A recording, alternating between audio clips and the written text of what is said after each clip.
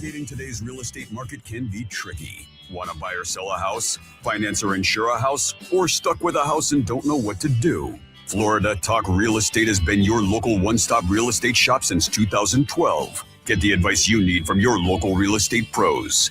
Here are your hosts, Jim DePola and Johnny C. Live on Real Radio. Good Saturday morning. Welcome to another edition of Florida Talk Real Estate. We got you for the next 2 hours of infotainment. And thanks for being out there. We appreciate you very much, including us on your Saturday morning routine. 92.1, 101.7. If you're tuning in the old terrestrial radio, thank you. Of course, we are worldwide, and we're worldwide because of the free download, the iHeartRadio app. If you're choosing to join us that way, we appreciate you. And of course, there's effort done every morning in the studio here to set up some cameras, get some lighting so that the pretty people can look pretty. You know what I'm saying? And if you don't know what I'm saying, you should check it out. Yes, Jimothy, I'm talking about you. Go to Florida Talk Real Estate on Facebook, Florida Talk Real Estate LLC on YouTube. That's home of a ton of informational chunk videos, plus a live stream on a Saturday. Yeah. Don't believe me? Check it out. If you're there already, thank you very much. If you're not, you can join at any time, even after the fact. Stays up for you to continue to enjoy. We'll make little faces and things at you so you can be like, that was for me. Thanks for being there. We appreciate you. You can always be a part of the program as well. 877-927-6969. That is the toll-free number. If you have questions, comments, concerns in the world of real estate, if you'd like to be involved in the conversation at hand, don't be shy. Dial in. The first voice you'll hear, the melodious tones of our producer extraordinaire. There's my brother from another mother. Jimothy, what's up, dude? Hello, and good morning, Johnny. Good to see you, bud. Always a pleasure, my man. Happy Saturday. Happy Saturday to you as well. Holiday weekend. I've reminded everybody in the last couple of days. I'll do it today too. Remember the reason for the holiday. It's not about sales and crap. Remember the reason. Enjoy your weekend. Enjoy the sales. Remember the reason. It's Memorial Day. We memorialize those that gave the greatest sacrifice for our country. Absolutely. And odds are great. They're rolling over in the graves right now going, this is not at all what we wanted. But doesn't change the fact that you should memorialize. Remember the reason for the day off. Absolutely. Yes.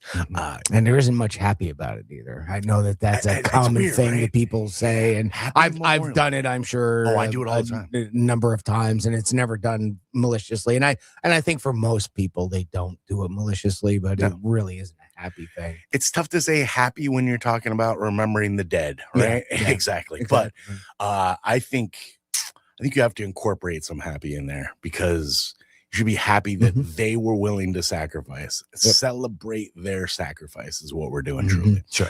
We appreciate you. Sure. And I know many veterans out there just going, oh, man, I can't.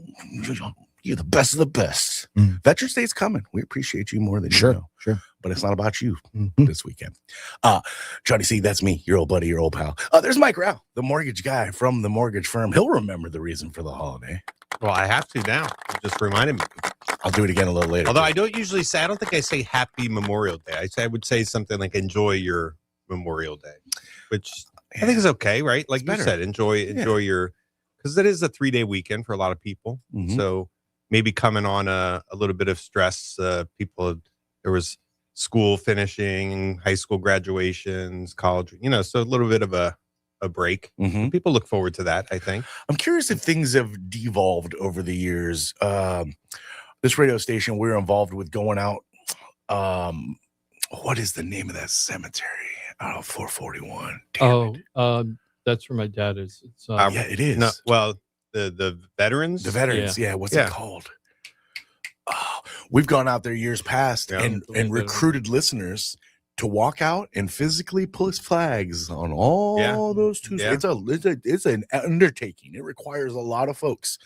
I'm wondering if that's devolved over the years, if there's less and less participation to go out and make sure that's a minimum on Memorial Day for those that did. Yes, Jim? South Florida National Cemetery. Why do I not remember? Yeah, how could you get that wrong? And your pops is out there. Yeah. Mike, it's always good to see you. I feel like if it's organized, people will show up. Yeah, so that's I felt like who's doing the organization, maybe. And the radio station helped the cemetery's organization, and we'd have our tent set up, and listeners would show up, and away you go. You're going to this section, you're going to this section. That's a big ass place. Yeah. Unfortunately, there's way too many buried over there, but Please get involved however you can, even if it's just setting aside some time to remember. We used to on the radio station talk about the there's like a memorializing the setting of the empty place at the table for Memorial Day. Oh no. Yeah, and there's like specifics to how you do it too. It's been so long since we talked about it, but we used to bring that up on the yearly on whatever show I was on at the time. I've never done that.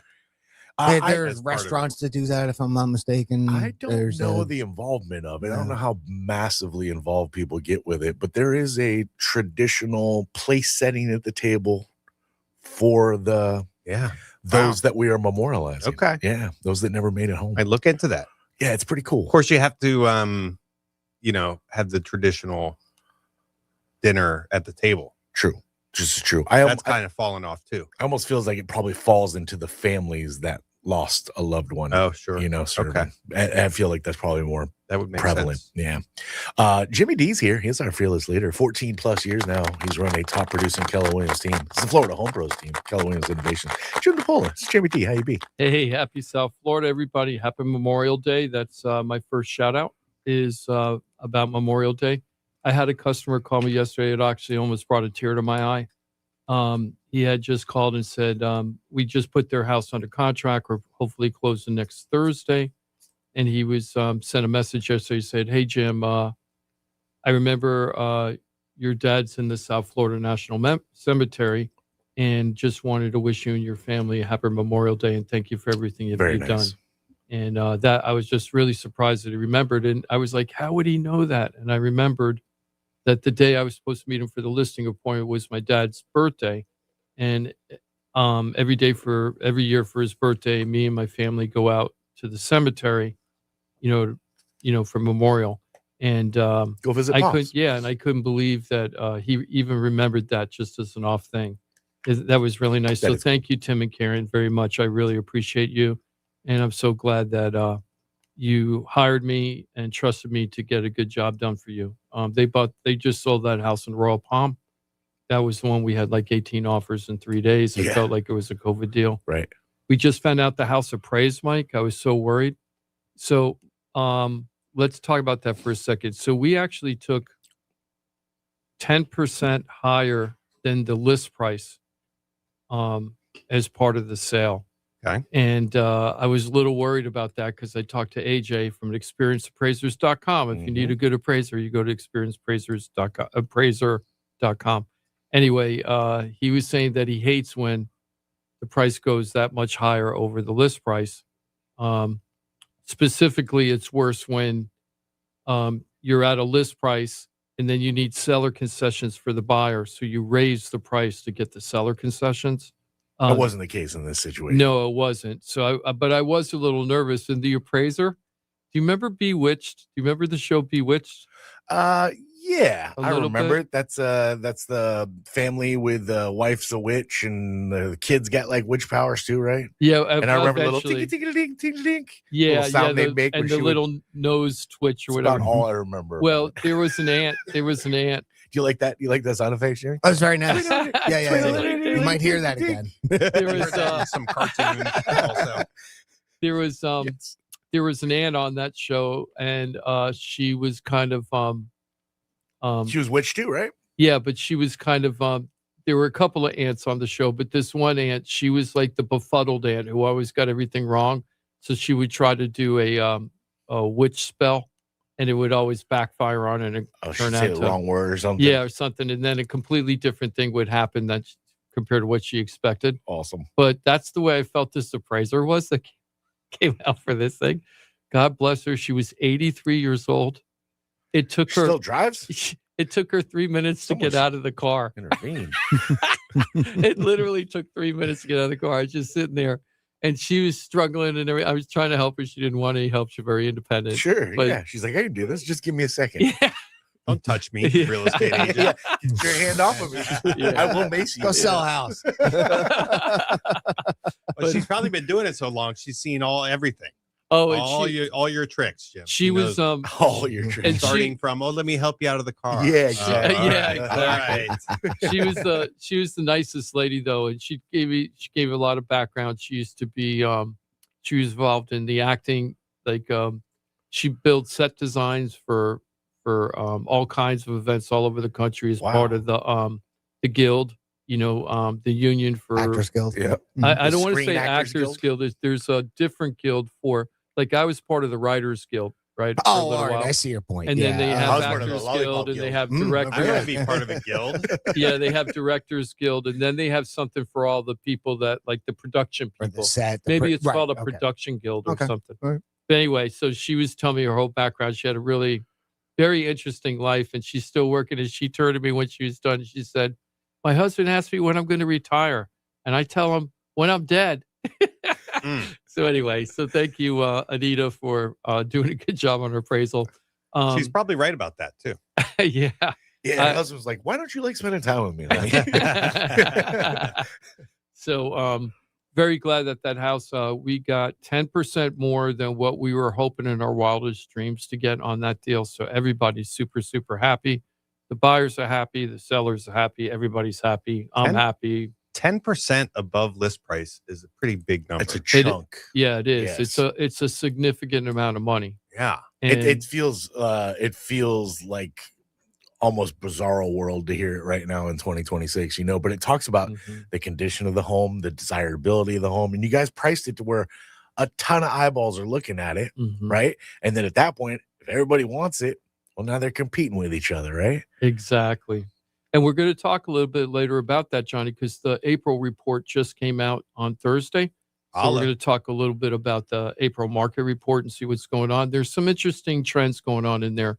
We that can we're call gonna them talk trends at this point. I would It's been say going so. on long enough to where we're going to call them trends. Well, actually, how about an 8-month trend that would be a trend. about how many houses are being sold in South Florida? So we're going I to would take a say look that at qualifies. Yes. that. Yeah, so we're going to look at that. Another shout out. I'm so excited. I always love when our team is able to get people into first time home buyers. So I'm really happy about that. That's the best. Greg and Diane, who actually came to the show at one point. Do you remember Greg and Diane We came used to here? sing songs about them. I did so bad that day. When I sang that song, I did not know what I was doing. I choked. I still think about that. It's like, boy, I really blew that one. But you've had some time to get it right. So yeah, give- if go ahead, I give it a ever shot. bring him back, maybe if I get him on the show, I'll try to sing it again. But that was horrible, man. I was like, oh my God, why did I even think that bit was going to work? I think the bit was me being so horrible. Yeah, it worked. Oh, there you go. It worked. We remember. Mhm. Yeah, Little you ditty. did. You remember that's how bad it was. Mhm. So anyway, I always get this wrong. Lascelles, is that right, Mike? Is it Lascelles or Liesel? I Right. always get it wrong. It's the second one you said. Liesel. Yeah. I always get it wrong. I'm sorry. And if Greg and Diane are listening and Liesel's listening, Lascelles listening, I apologize. I always get it wrong. It's Lascelles. Yeah, it's LaSalle. Yeah. Lascelles. Oh my God, I can't believe I got that wrong. And I said it Albert- was the second one. It's Lisa. yeah. No, Liesel. I'm totally good. You're totally He's never gonna serious. get it now. It's the second one. Hi, It's like Lisa, but with an L at the end. So Yeah. like Liesel. Okay, Liesel. Rhymes with diesel. Okay, Diesel? Liesel. I'm so Yeah, sorry. Cheezel. Mhm. Guarantee Jim is going to be calling her Diesel. LaSalle next time. Easel. Easel. Liesel and Albert. Mm. Liesel and Albert. It's like Uh, Leslie, but a little bit different. They, I think I can help with this. He's like Pam Les- Pam Leslo? situation. Like Johnny, but Like Johnny, right? they, Oh, the M is silent. are you guys done ragging Yeah, on me? yes. I'm just waiting for you guys to be done ragging on me first. oh, we could So, keep going. I know, yeah, sure. but we're No, good. no, We're for good. sure. You could spend whole 2 hours on that. So Lascelles and Albert. I don't know. Liesel. Whatever. Think Anyway, like now you got the- me confused. Think like the gas product, Jim. Diesel. Diesel. Liesel. Okay, Liesel. Liesel. There we go. That doesn't make sense. Liesel. Okay. So Liesel and Albert, they're first-time home buyers. We have some teachable moments about what happened with them Sweet. as far as buyers, and we're going to get into that when we get into the market report, because there was a question asked in Newsread: are we in a buyer's market right now? Is the nation in a buyer's market? And this is a good teachable moment for other buyers that are first-time home buyers to find out what Lascelles and Albert went through. Or Liesel, I forget it. I give up. I have dyslexia, guys, so I can't get that one right. I've I been think this is worse 2 than weeks, 2 weeks, and I still can't get it right. So, congratulations to them, and thank you, Greg and Diane, for trusting us to help you find a new home for your kids. So really looking forward to that. And congratulations to Chris Peterson. He's been on the show a couple weeks in a row. Yeah. He's part of our team now, business partner of our team. And we call him the Chris, pivotal cog. The if you pivotal. remember That's the right. show. The pivotal Yes. cog. Oh, Mike, we missed PC. Mike that day. Oh. PC. Yeah. Do you know what a cog is? Yeah. What? It's a part of a gear mechanism, I guess, or like the wheels, gears turning. Yeah, he got Yeah, it. Close but enough. is One of it? those. But you're missing the most important. It's an unimportant. No, Wheel. that's what your search looked up. Yeah. Jimmy's search points out how vital the cog is because if that wheel I'm going with my AI. I'm going with Yours my is screw trash. your AI. My AI is yours better than is your trash.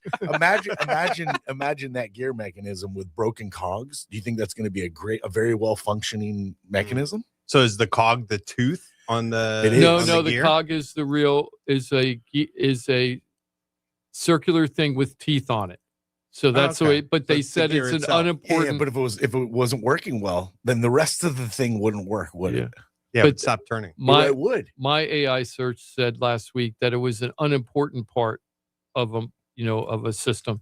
Jimmy looked it up and he found out it's a critical part or something. I think they Right. said. That's why I use the word So, pivotal. I was like, yeah. see, it highlights the pivotal part. So well, then that's redundant. So if cog it depends. includes important, Right. then the pivotal isn't needed. Right. From the Department of Redundancy Department. Sort of. Right. I think whether it's important or not depends on the guild that you're a member of. yeah, true.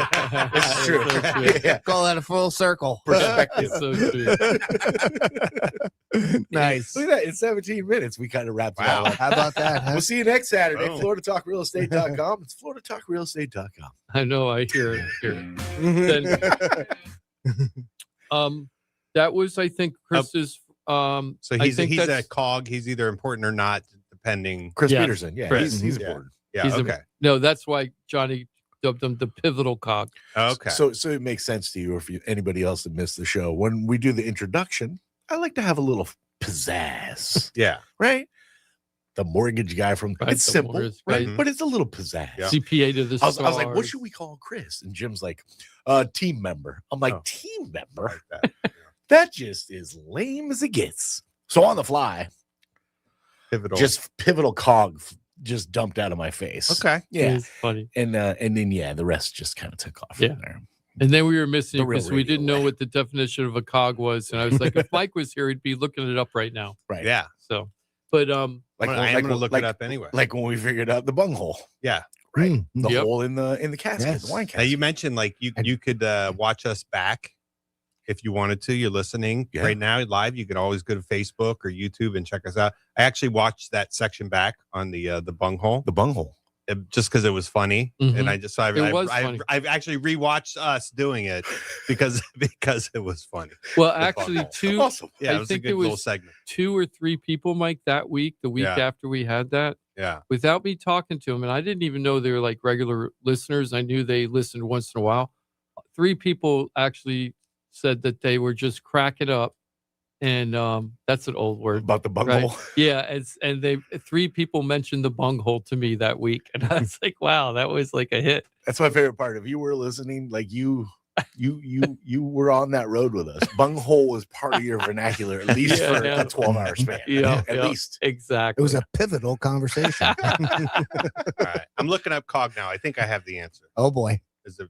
Are we? Do you over have that? Well, so the- unimportant or critical or non-critical parts? So it's the cog is one tooth on a gear. It's a tooth on the gear, right? So you could oh, have that a is miss- the way I read. you could That's have the way I a thought you it could have was. a missing tooth and the gear still functions.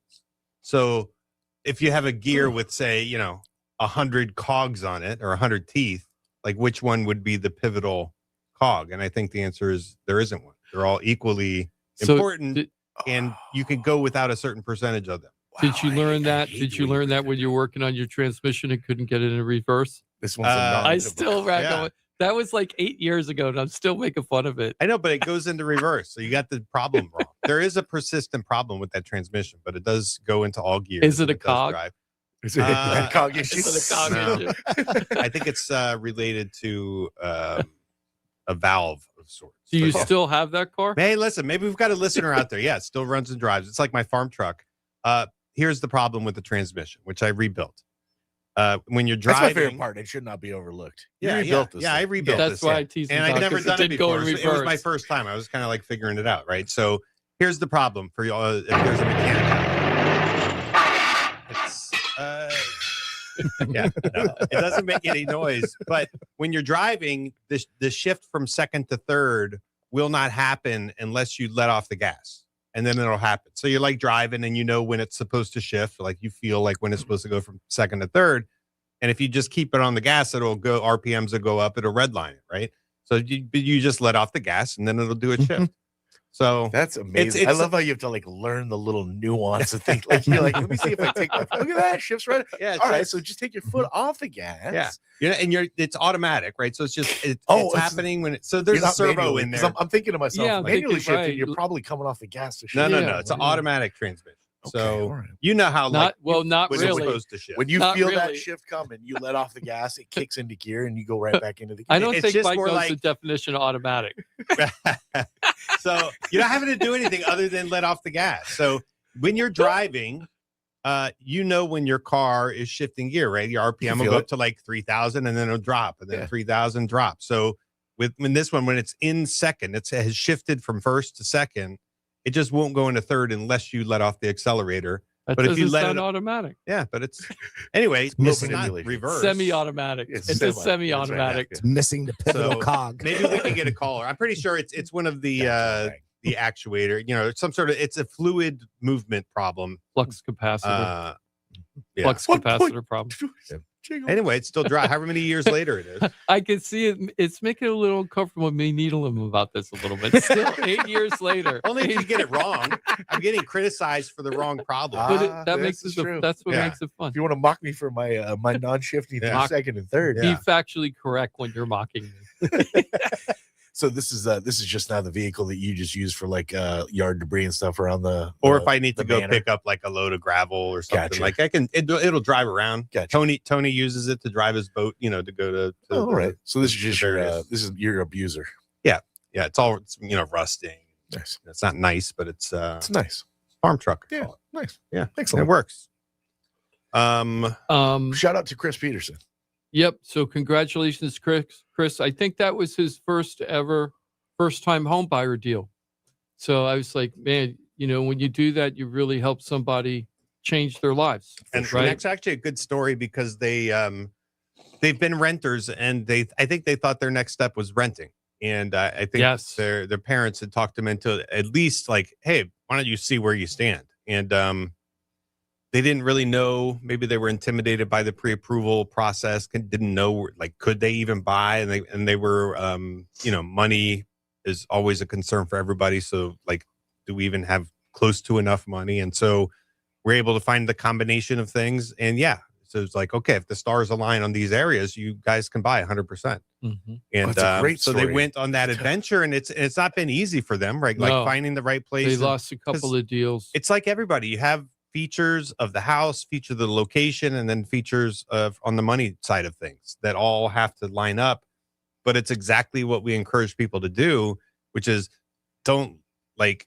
So they were like, what's next for us? We have to make a decision. We're either going to rent someplace else, or if we can buy, I guess let's take a look at it. Yeah, right? and you're So- either going to fill in the blanks on your own, or you're going to Yeah. fill in the blanks with actual real information that you can obtain Yeah. by going to professionals to find out where you stand. And so they were like what I define as like buyers, right? Like they're making this choice not because it's a great time or rates or what. It's just like we Why need not? to play. We need to live. Like we should be buyers.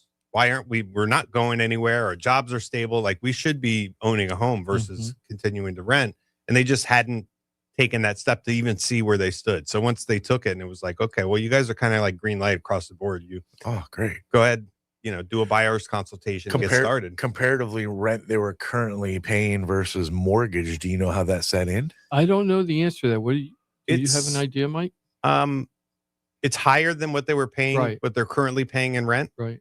But they're also looking for something different than where they live now. Gotcha. Right. You know, Upgrade so, a little yeah, bit. so they're upgrading. They're taking that next step. Yeah, and well, so But it Mike, works in their budget, most importantly. It's so I talk to people a lot of times. I use that like, well, what are you paying now? Because when I get into the part of the conversation, which is essentially, I'm gonna have my limit. My world is what's the maximum payment that you qualify for, Mhm. right? But I tell people your world is what can you afford, What are and you what comfortable you with? qualify for and what you can afford are two different things. You want them to be in line. You certainly don't want to feel like you can afford a lot more than you qualify for. Like that's not a good situation. I'm right? not comfortable paying what I qualify for. That's Oh yeah, let's just yeah, put it yeah. that Well, way. A lot of many people are, yeah. people are Yeah. surprised, Mhm. including them, which is they qualify for a pretty healthy payment. You know, they have decent income, their debt's low, so they can direct per our rules, right? The Fannie, Freddie, FHA, whatever guidelines. They can qualify for a bigger payment than they're comfortable with. But and so I say, well, what are you comfortable with? Have you thought about it? If you haven't thought about it, the easiest thing is like, well, what are you paying now? And how does that feel financially? Like, are you able to spend how you want to spend? Are you able to save how you want to save? Or is everything really, really tight with your current housing obligation, whether it's rent or whatever?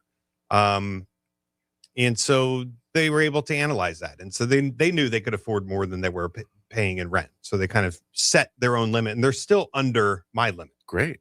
which is exactly what I would want. I want my limit to be as high as possible, not because I want you to go crazy with your budget and like really push it. I just want you in control of where you're going to draw that line. Well, because if you're stretched out and life happens, you have no wiggle room. You just Yeah. don't. You're like, I'm already maxed out. I can't. Right. I can't take on anything else. Yeah, and I think that's the story for a lot of people. It's like, you know, the paycheck to paycheck, you know, maybe you got a little bit, or maybe you have been successful saving because you're preparing to buy a house. And now you're coming to the point where it's like, wait a second, all of the savings we're able to do, we're about to spend that. Yep. And then I'm Number not going to be able one, to save anymore. Then we kind of lost our nest egg and our expenses are going up. How are we going to reassess this? So there's definitely all things that homeowners think about. I talk to people about that stuff. I'm not like a budget consultant. I'm not helping you budget your money or kind of get a plan for savings. Like that's not really the world I'm in. But I do want you thinking about that stuff because obviously I don't want you to get into a house that you can't afford, right? And to be stuck, you know, in some sort of foreclosure scenario. And here's an interesting thing. So, Lisa and Albert came to us because their parents said, "Hey, they need a rental property. Can you help them out, Jim?" And I was like, "Sure, we'll help them out." And then, of course, when Chris met with them, they were like, "Hey, maybe you should talk to Mike and see if you can qualify for a loan." But they only had like 35 or 40 days before their lease was ending. Ooh, tight window. Right. huh? So it was a very tight window. And I was like, we probably have enough in order to find the house and get it in a contract. Can you work with your landlord? And they weren't sure at that point. And then it was getting closer and closer. I think they turned in 2 offers and got them rejected. And it was very frustrating because the offers were it was just a very tough situation. And then what happened was they were thinking, oh, I guess we're going to have to tell our landlord that we're going to stay for another year. And then they were able to get them to extend it for a month, another month. Nice. And then as soon as that happened, boom, they went into contract. Now we have to get through the inspection, everything, Of but course. everything's looking good. They're going to be going to Ross. They're using Mike. They're going to be working, obviously working with us. They're going to be working with Ross.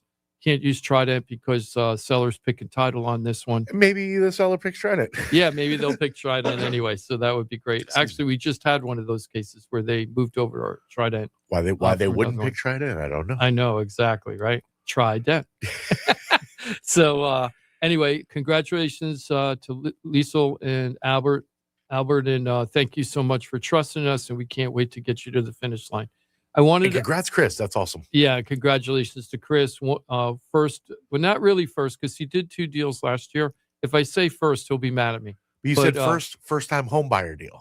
Yeah, first time home buyer deal, and hopefully first of many. First time home buyer deal is awesome because those are from feel goods, right? Yeah. You're like, oh man, I got somebody in their first home buying experience. Like they're on the path.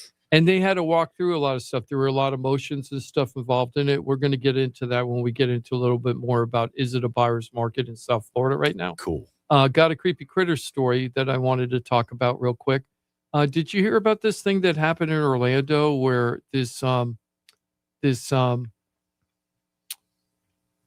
animal like experience place called Sloth World in Well, Central Florida? Have you heard about that? No.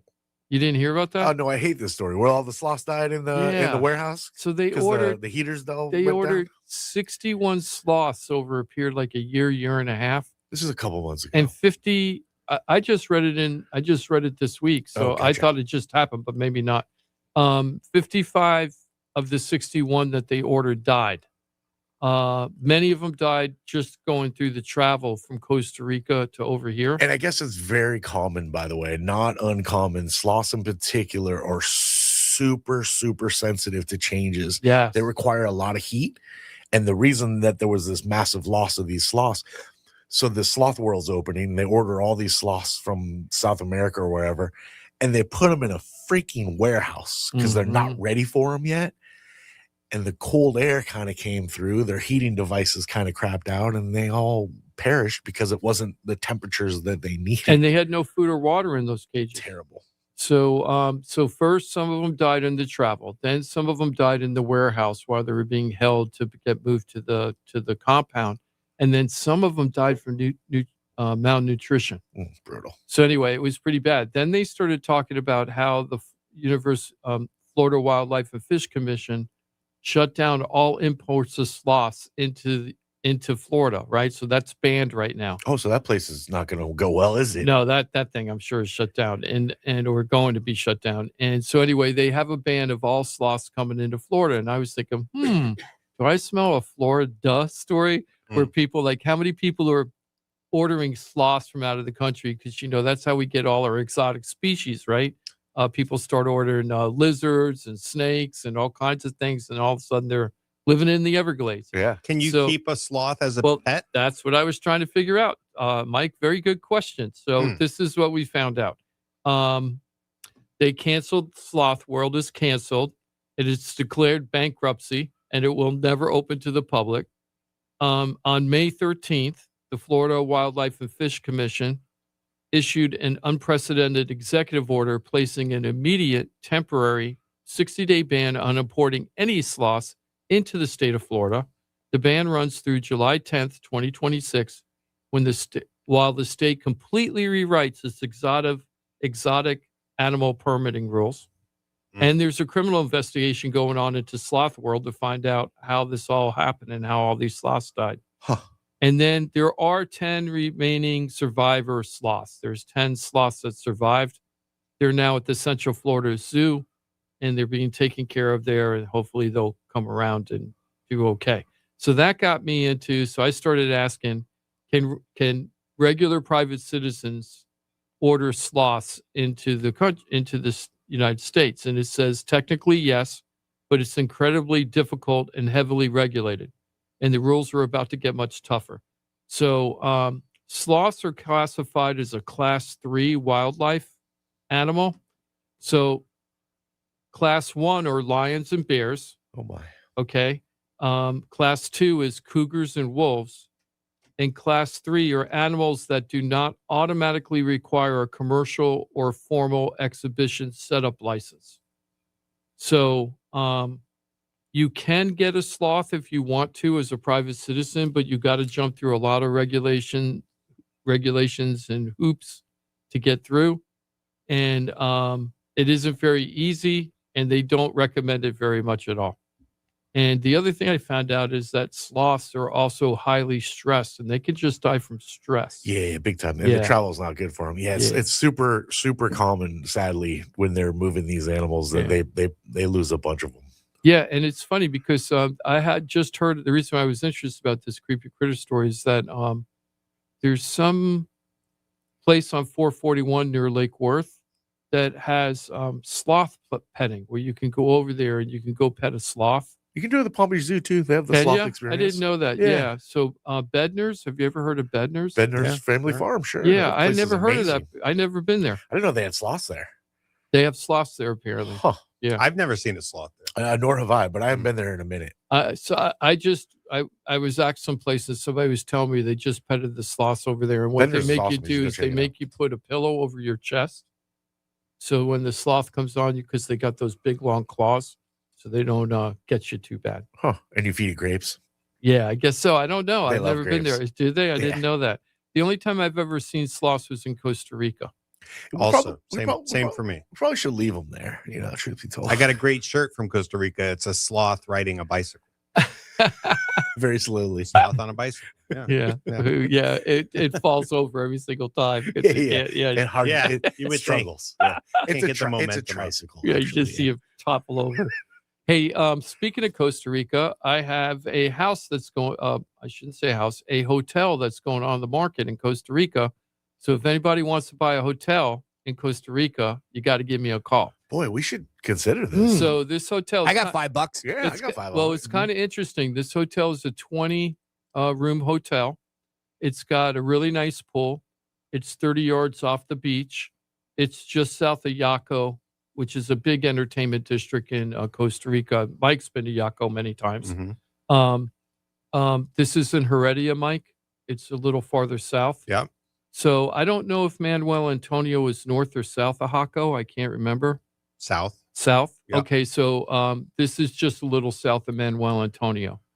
This hotel. That's probably where I saw my first sloth Maybe. at Manuel Antonio Park. Oh, I think me too. Actually, I think that's where I saw my But I first. saw sloth. the same one. Do you remember that the blue Could have been. morpho butterflies? They were like a big deal in Costa Rica. Blue morphos. I don't remember that. Yeah, but anyway, so this is a 20 unit hotel.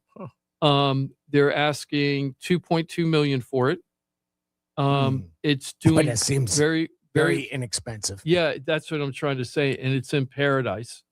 And on What top does of that it, come out to in colones? oh, I don't know what it is in colones because I don't know what the exchange rate is anymore for colones.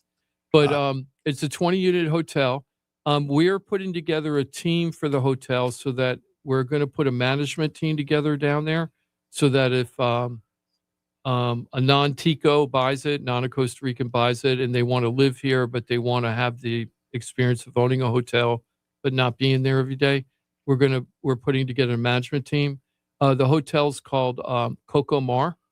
And if you want to look it I up, buy it, I'm changing that name. yeah, it's why? Well, you would change it? I like Coco You Mar. gotta make it your own. You know? Yeah, I like Coco Mar. But it's called Coco Mar if you want to look it up. And one of the things it's really well known for of the group of hotels down there is the food. They supposedly have excellent chefs. Nice. And they make some outstanding food in the restaurant at the hotel on compound. I know Jared Perry CPA Group. He's the one that referred me to the hotelier that's selling the property.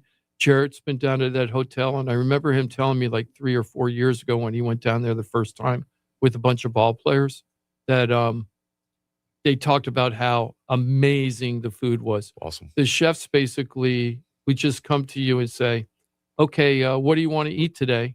And then you'd kind of give them an idea of what you want to eat for food.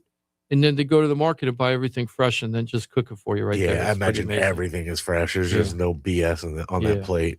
So there's so much opportunity there for this hotel, Coco Mar. So if somebody's looking for a completely different life change, like making those movies like, I'm out of here, I'm going to go run a hotel somewhere in paradise, that would be a great opportunity. Or if you're just looking for an income opportunity where you can go on vacation once in a while when you're heading down there, give me a call.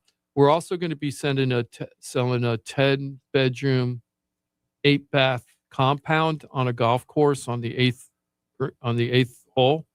It's got Olympic-sized swimming pool. It's in Costa Rica too? This is in Costa Rica, just out of San Jose. The hotelier owns this property too. It's in a gated compound, but this property is also gated within the gated compound. It's got an Olympic-sized swimming pool, and it's overlooking 50 meters? Yeah, it's an Olympic-sized swimming pool. Yeah, it's a pretty big deal. And it's a great compound. Either you could do so many things with it. You could just have it. That one is on. We're going to be putting that one on the market for 1.5. It's only a 15-20 minute drive out of San Jose. So San Jose is the main airport in Costa Rica. Yeah. So it makes it really convenient, and you still feel like you're in paradise because San Jose is very city. Yeah. But just outside of it is It's Costa Rica. you're back to Costa Rica again. And that compound could be so many different things. You could just keep it for yourself. You could turn it into like a health and wellness place. You could turn it into daily Airbnb rentals. It's okay in this community. Yeah. So there's a couple We opportunities can get down some there. shamans and just do a bunch of ayahuasca there. I know, Yeah. right? Yeah, you can do that. Drain the pool So- and everybody get in the pool. Oh, like that. Yeah, that's where we do the ceremony. Yep, that's Yeah. so cool. So we're not ready to put those on the market yet because I'm looking for an agent in Costa Rica, Keller Williams agent down there, I'm going to partner with. That's cool. And so if anybody's looking for Costa Rica, we've got 2 properties for you down there. Do you know the Okay, answer to fine. this? What's what's a property tax like? Oh, I don't know. That's a really good question. I don't know. I just don't know the answer to Yeah, that yeah, yet. yeah. I mean, you're kind of just, Yeah. learning the Costa Rican way, I'm sure. I just remembered about how bad the squatting rights and everything. When I went down to Costa Rica, which was a very long time ago, there were a lot of problems with squatters. So a lot of Americans were buying properties there. And if you didn't have somebody to stay in that property to keep control of it, people would just move into your place. Just take and over. if they stayed there long enough, They had rules. They they could had say. very strong squatter Mm. rules in favor of the squatters. Oh. I heard that's changed a lot. Like I haven't been in Costa Rica so long; the roads were just horrible. Well, that's I why mean, that one place probably put a gated around the gated. They're like, ain't nobody squatting yeah, here. probably. I'm Yeah. thinking, yeah, exactly. Now that was kind of interesting because that one, the owner rented it out for a lease option deal, and those people have been there quite a while, and they stopped paying. Huh. So I'm going to be dealing with my first foreclosure in Costa Rica. So they're I have no they're idea what's they're going on squatting with that. per se. Yeah, Yeah. so they're actually foreclosing on them. They're in the process of possibly doing that. So that's kind of interesting. So if anybody's interested in Costa Rica, and by the way, I can help you buy or sell properties in 67 countries through the Keller Williams system That's because we're in amazing. 67 countries now. That's big reach. Like 3 years ago, we were at 44 countries. It's crazy. We're even in China. I didn't even know that you could That's do crazy growth. traditional. Yeah, That's but I crazy didn't growth. think of China as having real estate agents and stuff. I don't know why. I just didn't think of it that way because it's a communist country. Huh. But anyway, it's kind of interesting. So if anybody needs any of that, give us a call. Let's go ahead. I know we're running a little late. Let's go ahead and take a break. On the flip side, I want to talk about what we're going to talk a little bit about the market. And then we're going to slide in, is it a buyer's market? And then that's going to slide into interest rates, which are becoming a little bit of news again. So we're going to talk about that on the flip side. Buying a home, selling a home, stuck with a home, you don't know what to do, looking to invest in hotels or nice properties in Costa Rica or really anywhere else in the world. China. Come to find out, there's a bunch of places in the world you can do this. You got to find people that are great at what they do. The reality is you probably know somebody in the field. Doesn't mean that they're great at what they do. You might love them. They could be on your Christmas card list. You could spend lots of time with them. They're amazing people. Doesn't automatically mean they're great at what they do. And when you're dealing with buying or selling a property, you got to have people that are amazing at what they do. That's why I'm sending you to FloridaTalkRealEstate.com, a team of pros. They're experts in their field. And I'm not just saying it to say it. This is the team that I use, my family uses, my friends use. Even some of the people I hate most in life use this team because they're going to get great results. You can too. FloridaTalkRealEstate.com, on Facebook, on YouTube. Consume away. Hit the share and like button because you can change lives, including your very own, with the pros of FloridaTalkRealEstate.com. 4-minute break. Thanks for being with us every Saturday. It's Florida Talk Real Estate right here. It's Real Radio. We're everywhere you need to be. Find your favorite show at realradio921.com. Real Radio weather. I'm meteorologist Charlotte Carl with CBS 12 News.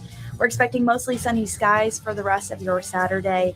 We are going to see a few brief isolated showers west of I-95 this afternoon, so keep that in mind if you are heading west. We are also going to be tracking abnormally high heat index values. We're going to be feeling like we're in the upper 90s this afternoon. This report is sponsored by True Green. True Green. Don't waste another weekend doing your lawn care yourself. Partner with the official lawn care treatment provider of the PGA Tour and get a golf course quality lawn the easy way. Sign up at truegreen.com. Then sit back and relax. Hey, it's your boy Johnny C here, host of Florida Talk Real Estate. They're tops when it comes to helping people buy and sell houses. But Florida Talk Real Estate is so much more than that. For 5 years, I've watched these guys help thousands of our listeners with any real estate need. They couldn't do it without their sponsors, who are experts in their fields. Check it out. Jim DePola, powered by Keller Williams Realty. Their team specializes in helping people sell their house for top dollar, and buyers get great deals on the purchase of their home. That's what they did for me and my family, and I couldn't be happier that I hired them for my real estate transaction. Mike Rao from the Mortgage Firm is one of our favorite guests on the show, and he is the mortgage guy. Whether you're looking for a refi or a mortgage to purchase a new home, Mike Rao will get you the answers you need. The Mortgage Firm is licensed to do loans in Florida, Alabama, Tennessee, and Georgia, and they have local offices that cover all of South Florida. So if you're thinking about a refi or a new mortgage, go to the mortgage guy, Mike Rao, and find out what he can do for you. The Mortgage Firm, Inc., NMLS 189233, Florida license MLD 78, equal housing lender. The law office of Paul A. Krasker has been specializing in real estate law for nearly 25 years and has the professional team you need. Upside down with your house, Paul's team can help you conduct short sales, loan modifications, even if you're behind on payments. They also help you with foreclosure defense and bankruptcy. They can even help you get a student loan modification and repair your credit to get the score you need. Paul's full-service team has helped thousands of our listeners, and they can help you too. Trident Title LLC is the largest privately owned title company in Florida. When you need a title company to complete a refi, home purchase, or sale, Trident Title has got you covered. Not only do they offer competitive pricing, Trident Title has attorneys on staff to make sure if you have bumps in the road declaring title that you can get the job done. Beware, not all title companies in Florida have attorneys on staff. Trident Title does and complies with all the new federal regulations released last year. Ross Camaronets, owner of Brightway Insurance, has been helping our listeners get great rates on homeowners insurance plans. Haven't checked your homeowners insurance policy in a while? This is a great way to help reduce your monthly mortgage payment. Ross can also help with renters and auto insurance. Ross is only a phone call away and can usually get the answers you need same day. Call Ross today at 561-425-6228 or drop by his office at 873 Donald Ross Road in Juno Beach. So now you know why I'm happy to be part of the Florida Talk Real Estate Show, the longest running real estate show in Florida. And all these sponsors are just a phone call or a click away. Just call 888-973-7828. That's 888-973-7828. Or go to floridatalkrealestate.com. That's floridatalkrealestate.com. And don't forget to use the most accurate search engine to find your new home or ask for a free home valuation because floridatalkrealestate.com has you covered. That's floridatalkrealestate.com. This is Real Radio 92.1 and 101.7. Real talk for the Palm Beaches and the Treasure Coast.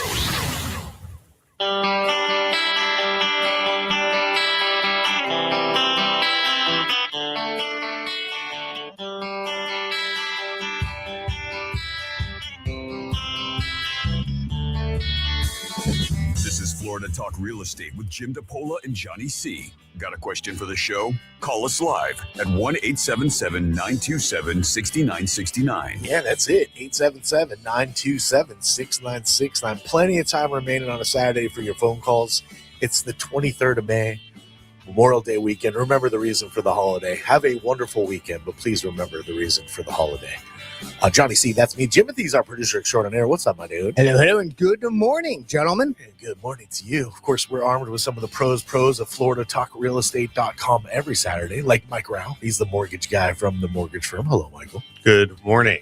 Good morning. And I was giving Jim a hard time before we started about it's a holiday weekend. Why are we here working on a Saturday? Does this really work though? No. Does this really work? Nope. I mean, I know for Jimothy it is.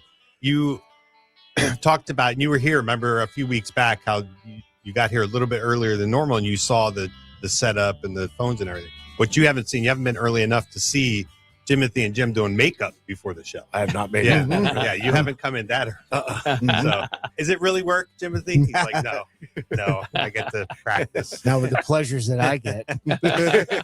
Oh, you mix pleasure with words. Not there, right? Yeah, it's is an undertaking to pull this off. Unfortunately, it's not doesn't require much out of me, which is the good news. Well, the good thing is you have a natural glow, right? Like you don't need the type of makeup that Jimothy is. Oh yeah, yeah, glow. Yeah, we'll call it a glow. Yeah, Nice. He's glowing. Our fearless leaders here, 14 plus years now. I've told you he runs a top producing Keller Williams team. It's the Florida Home Pros team with Keller Williams Innovations. There's Jim DePola. Jimmy D, how you be? Hey, I'm doing good. Happy South Florida, everybody. Happy Memorial Day. We are live, so give us a call. We'd love to talk to you. But right now, what we're going to talk about is the April market report just came out. So we talked about a trend. So the big trend is, I don't know how much you guys, I'm sure my feed is different, obviously, than your guys' feed, but I get a lot of stuff about who knew real estate from all the YouTube influencers and everybody.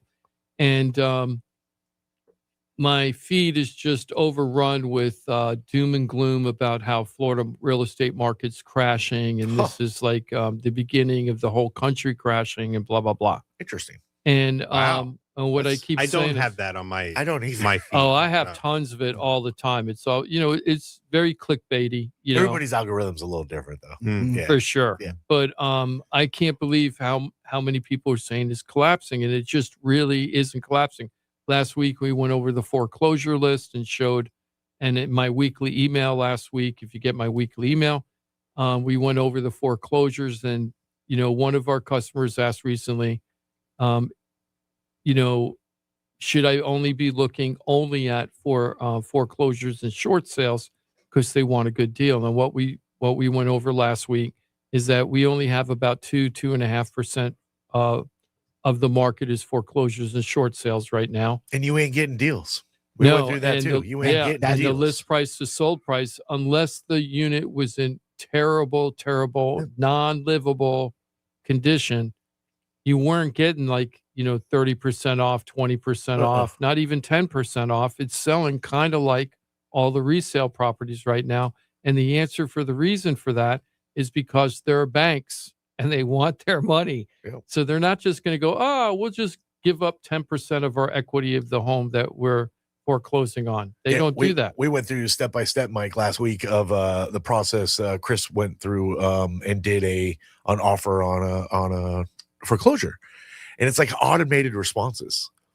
Like you're not even dealing with realtors. Automated responses. They just fired back instantly the counter, and the counter is like essentially asking, like it's really not even a negotiation. No, the counter was In that particular, they countered back a full list price, and then they said, we're not turning on the water, we're not turning on the electricity. You can do your inspection, but it's only for your educational purposes. Well, how are you going to inspect the house? Yeah, these are They have no electricity, no running water. Yeah. How So are you no going to inspect that? appraisals? I'm You sorry, need- what? No appraisals allowed? Because I mean, you need the. I don't know. They didn't. Most times you need the utilities functioning I know. for appraisals. I know. So But- it was just really bad. Yeah. And These banks aren't in any hurry to offload these properties. I think there's they have some, I don't know if it's like completely automated, but they certainly have thresholds that they won't go under until maybe a certain milestone is met, like the Exactly. number of days on the market, or we've received X amount of offers. They have some parameters, but yeah, you're not getting a deal. A lot of people think, maybe you talked about it, but the foreclosure, they think, oh, you're getting a A deal. foreclosure. You're like at the foreclosure auction. No, you're not. The bank has already won the foreclosure. They have retained the property, and now they're trying to sell it for as much as they can get, right. essentially. Yep. And especially in scenarios like Chris was talking about, in where they've already wrote off the loss, right? So if they can write off the loss and then they just have this property and the loss has already been dealt with as far as their financials are concerned. So we're just going to hold out to maximize the sale on this because we've already dealt with or they just have the some blow some on system our like coffers. Jim has his 21-day kind of marketing plan for a listing. They might have some sort of 180-day plan for any listing that they put on, which is, feed it to their preferred listing agent, let the listing agent do the mechanics of putting it up there, scheduling showings, things like that.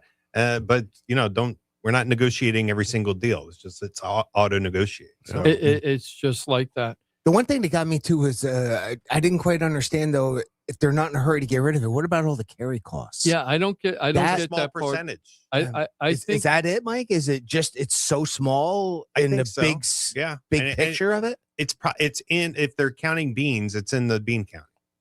And if they Mhm. don't have any water or electric, I mean, they're depleting their carry costs. They're just wiping the carry costs down. At this point, it's insurance and taxes. Yeah, They're probably that's self-insuring, pretty much it, right? Yeah. Right. Yeah.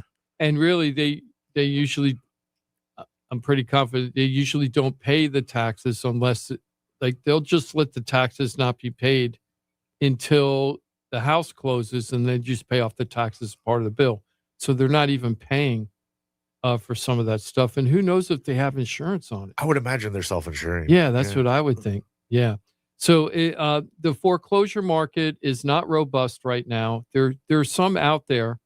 The ones I saw recently when I was out in the acreage, there were some that were literally unlivable. I saw one house that had the worst termite damage I've ever seen in my whole career. And it was so bad. You would look at the trusses, and I didn't know how parts of the ceiling were still Up? Yeah, up, because the trusses were so threadbare. The 2x4s, right? The 2x4 structure engineered trusses, they were like a half inch by 2 inch, not 2x4s anymore. They were that much. I mean, it was just like, I didn't want to touch. I almost wanted to touch it to see how much it would crumble, but I was afraid the roof would cave in. Yeah. And this was like two structures on this property, and the main house, and then this big secondary property. It was just like really bad. So the foreclosures aren't really happening that much. But here's the bigger thing about this whole Florida crashing thing, is what the story that most people aren't talking about is that, and I think that we should bring it up, is The areas that are going to collapse, and I only just mean for resale purposes, are going to be the areas that are going to be around these data centers. I mean, that's if I'm like focusing in on trouble areas. Once these data centers pop up, nobody's going to want to live around these things. You're already seeing how it's destroying water and everything. Like, that's going to be the issues. Yeah, that stuff's going to be controlled eventually, because people are going to say, we don't get any value out of it. The company that's putting the data center in there, they're making a lot of money. Yeah, who wants to live by that? It's just affecting us. To me, the data centers are going to be like this century's, if you will. I remember in the 70s, because I'm an older guy, when companies used to just take all their chemicals and just dump it into rivers all over the country. Like Ohio is one of the ones I keep thinking about. And they dump so much chemicals in there. You get three-eyed fish. The river, well, not just that. We have that in Fort Lauderdale. Not just that, but the river caught on fire, and it burned for like 3 years, and they couldn't put it out because of all the chemicals. And now it's very clean. I don't remember. I think it was in Cleveland. Now it's all been cleaned up because they stopped the chemical companies from just dumping stuff into the river. Was it those crazy environmentalists? That Yeah, caused those all that crazy to happen? environmentalists. Yeah, we don't want fire in our water.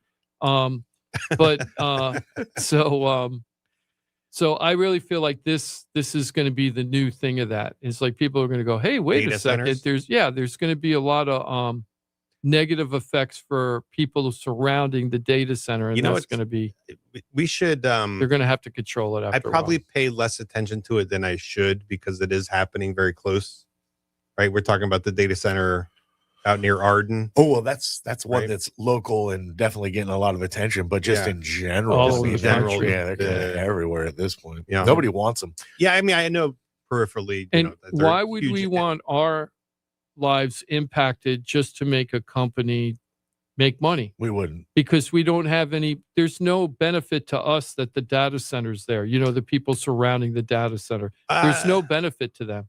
I mean, if you're using AI, Jim, Yeah, there is. then that's kind of the end result of the computing. Oh capacity yeah, that's Americans. required. Yeah, Mike. Americans are very forgiving about that. We'll let the data center be in our neighborhood because it's the good of America, because we want to have AI.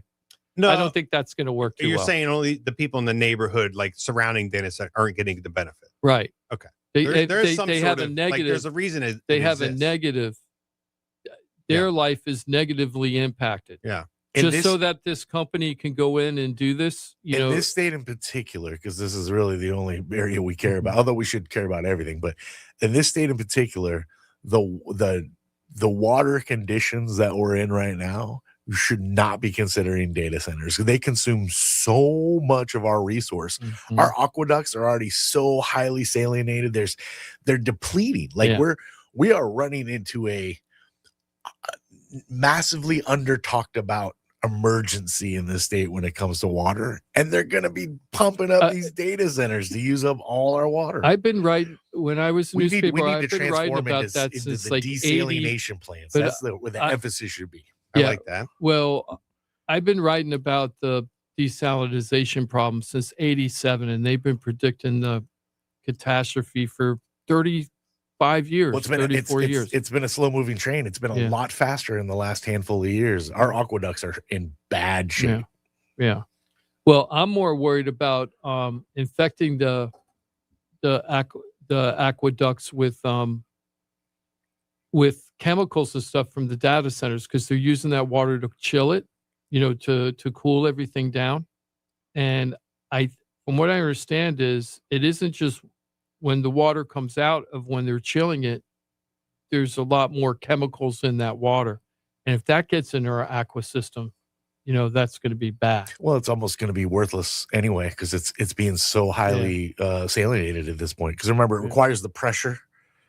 It's all connected. The ocean and our fresh, they're all Mhm. connected. So it requires that pressure. As the fresh comes down, the pressure from the ocean side gets less and just starts seeping in all that salt. It's just destroying our fresh water. We'll see. We'll see how it goes, but not a big fan of the data centers. They got to come up with a better plan. So we're talking about collapsing of the market. Yeah, though. so So the I collapsing- can see around the data centers how it's going to be harder for resale markets in the future. But I don't know if I call that a collapse. But if you can't resell your home at the market value, how else do you view it? Well, we don't know any of that yet. True. This is all This is all speculation. projected. So if it But turns, your algorithm saying we're collapsing based on what? no. What they're saying is, okay, so when I listen to YouTube, this is the big arguments about why Florida's collapsing, right? We have the highest foreclosure rate in the nation. That's probably true. There's maybe 2 other states competing with us, but we're in the top 3 for sure. We're usually number 1, and sometimes we drop to number 4, and then we move up to number 1 again. But we do have the highest foreclosure rate per capita in the nation. Well, But we're only talking about number, but we're only talking about 2.5% foreclosure rate right now, which is very normal in any market, anytime. 1 to 3% is normal. So we're not seeing that. The other thing that they're saying is home prices are dropping. Well, it depends on where in Florida. Isn't the whole state of Florida that the home prices are dropping, and not every type of market within that market. So if you want to pick out where all the hurricanes hit on the West Coast a couple of years ago, sure, there are parts over there that are just in really, really bad shape right now, and the prices are dropping. Yep. But not for everything. In Palm Beach County, we definitely have a K-shaped economy for the real estate. For the wealthy, there is no problem selling multi-million-dollar homes right now. They're selling relatively quick compared to historical norms. But if you're looking at that $500,000 to $750,000 home, those homes are much slower to sell. People are more picky about those homes. It depends on your home, though. You had an example of a home in Royal Palm Beach that sold for 10% But over list. that's not the norm. Sure, it's not the norm, but Yeah. it depends on the home. Yeah. Yeah. And If you're kind of the average home that's been deferring your maintenance forever, Mhm. and now you're trying to maximize your dollars, that's not your reality. You've deferred your maintenance for a decade.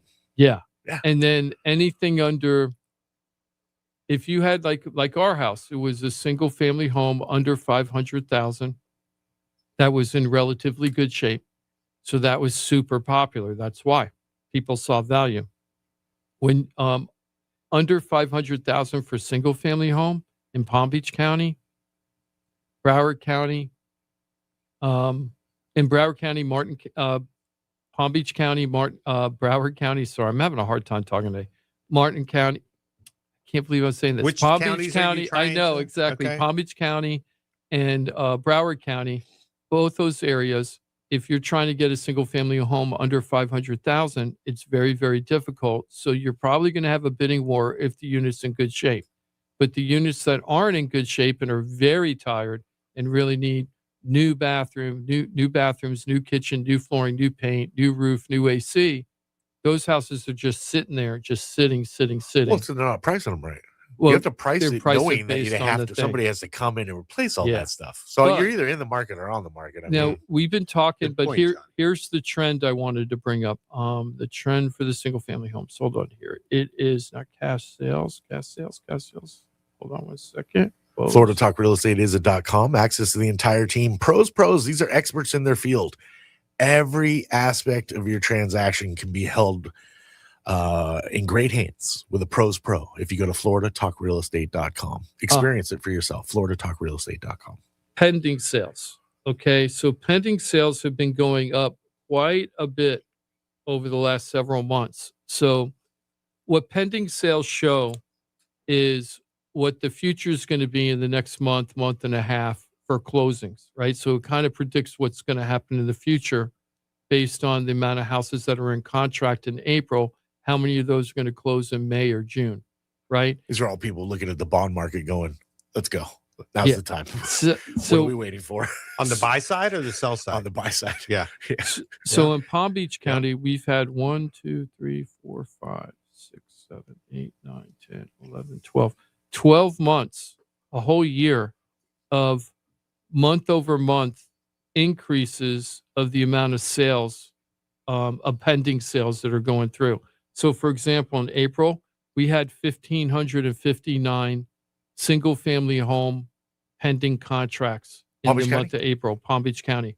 That's very healthy. What Yes, it I've is. always said is that 14 to 1,600 is like our normal, if you want, I'm putting that in air quotes, a normal kind of The engine's closing. running. It's humming along. Yeah. And if we hit 2,000, because we rarely ever do that, 2,000 homes, that was like COVID. We're cooking. Yeah, that was like we're on fire. At 2,000, we're on fire. 14 to 1,600, we're doing very well. It's robust, not on fire, but it's robust and things are really clicking. Now, we've had many, many months last year and the year before when we were under 1,000 sales for the whole month, right, of single family homes in Palm Beach County. And that's when interest rates are higher. Everything, almost all of this can be tracked towards the interest rates to a certain extent. So we are seeing that pending home sales have been picking up and have been staying, have been pretty consistent, right, for 12 months in Palm Beach County. In Broward County, it's 10 months. In Dade County, it's 10 months. St. Lucie County, it's very interesting. St. Lucie is no longer the normal St. Lucie market. We've actually seen values drop a little bit in Port St. Lucie. If they want to get to the Port St. Lucie regular market, they have to drop the values. Yeah. They're So asking Palm Beach County prices. in some of Port them St. are. Lucie. Yeah, some of them are now. No, sir. And there's just not enough stuff to do in St. Lucie County yet to make it like I had a couple that were thinking about moving to St. Lucie County, but they kept saying to me, but there's nothing to do there. Right. And in a way, it's kind of true. When you go to the beach? Yeah, you could definitely Who go to does the beach. that? Yeah. But Who we're does that? but Go to what the they're beach this talking way? about, they one of the married couple, they wanted better shopping and to do stuff like that. Ooh. The other ones, they both wanted more opportunities for restaurants and more things to do, like the Kravis Center in West Palm or something like that. And there's just nothing like that happening in St. Lucie County. Now, I think that's changing because of that new port regulation that they determined that Fort Pierce is going to be one of the major international ports now. So there's a lot of money moving into the Fort Pierce area. That's going to be, I think, it's going to overtake St. Lucie in St. Lucie County. I think Fort Pierce is going to overtake Port St. Lucie as like the big wake up city that's going to wake up and start turning things around. I've always wondered why it wasn't bigger there. That turning basin at that port in Fort Pierce is amazing. You Yeah, can accommodate. And I love the old architecture in Fort Pierce. Yeah. When I drive around some of those houses, some of those neighborhoods are rough. But when you see the housing, it's like, wow, if somebody who took time and take that home, they're almost like historic homes. I know they're not on the register, but they're 100-year-old homes that are just awesome with the Florida front porches and, the wraparound porches and everything. And they're so cool. but you have to live in blight, and you're going to have to wait for a long time for all that blight to go away, which is really sad. Yeah. But what we're seeing right now is the pending sales have been ticking up, Mike, and I think the reason that that's happening, and I wanted to get your perspective on this as a loan officer for the mortgage firm. I think that a lot of it is buyers tired of trying to time the market right, and they're just like, it's time, right? And the buyers are just saying, it's time. I don't care if the interest rate's 6.25 or 6.45.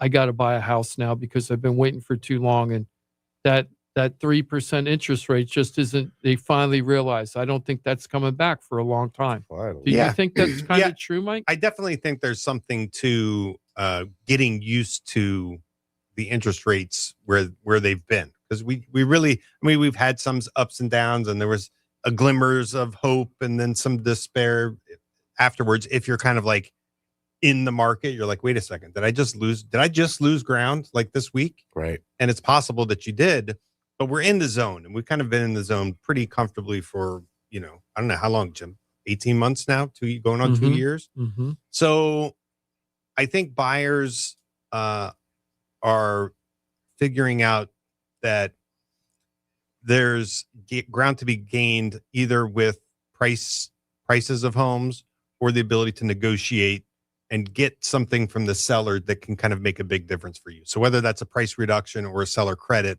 So I think that the fact that sellers are kind of more willing to negotiate, for lack of a better term, has caught buyers' attention. Yep. And I think the message is kind of getting out there too. It's like, hey, listen, if you're a buyer, it's probably better now than it's been since you've been considering being a buyer. Because you were able to get some concessions from the seller one way or the other, because the sellers are not. You ask, like, is it a seller's market or buyer? Like, who's feeling the best about their market? Are buyers feeling great about their market? No, but there's a little bit of hope there. Are sellers feeling great about their market? No, but there's also, if it's priced right, like you can move it quickly, right? So does that make it a neutral market? I don't know. Can I ask you a question from your experience? I know that. Okay. I know what our experience has been with the last 3 buyers or something. Yeah. But that perception you just said, that buyers think that they might be able to get more from the seller and more discounts, things like that. Are you seeing that happening in real life, or is that just what they think, or is that really happening in real life? I think I do see it happen in real life, because how often are buyers offering the full list price? Well, not according to the April market stats, throughout pretty much all of South Florida, the average sale is about 5.5% to 6% below list price right now. So they're getting like 94% roughly, 95%. And we've seen it, and not the too distant past, where if like you weren't coming in at list price, you had no shot. Right. Like you just Right. don't, or ask for a concession. Offers. Yeah. It's So like, we're seeing the days on market, I think, is probably extending. You said, that's true. The list Days on price market expanding. list price to close prices, a gap there. There's a gap, and sellers are flexible, I think, and educated about how to help a buyer buy your house. So it sounds like they might have some good representation too. I think the professionals, maybe one thing, Jim, has there been some level of thinning out of the professionals, and do the people who are still active in doing this kind of really get it, and they're able to? So you're working with a level of professionalism that maybe you didn't have in a crazy market, right? Where just everybody's doing it. Yep. Right. It's so easy to be a real estate agent. Yeah, you just put the sign out. Right. But the real estate agents that are here and they're still working and they're active and they're successful, because they know. Because they're good, because they know their game. That's right. Yeah. So just to give you an idea, I was going to ask you, why are you looking at pendings versus closed sales? Well, because that's predicting the future, and I just thought it was interesting that the pending sales have been very strong, and I haven't really recognized that in a long time. And when I was doing the research, I was like, well, that's a good point to bring up. So that's the pending sales are showing what the future next 60 days are going to be like as far as closed sales, and get an idea of what's going on, and also kind of determine in buyer enthusiasm trying to get deals done, right? Yeah. So this is what we found out. In Broward County, closed sales are up 7.6%. The median sales price in Broward County right now for a single-family home is $620,000. That's a negative 1.6% decrease compared to a year ago. The inventory, that's the next thing I wanted to mention to you about new trends. Inventory is increasing. So what we had is we had inventory really, really low during the COVID time. By 25, it started increasing a little bit. Sometime, I think summer of 2025, it started increasing a little bit.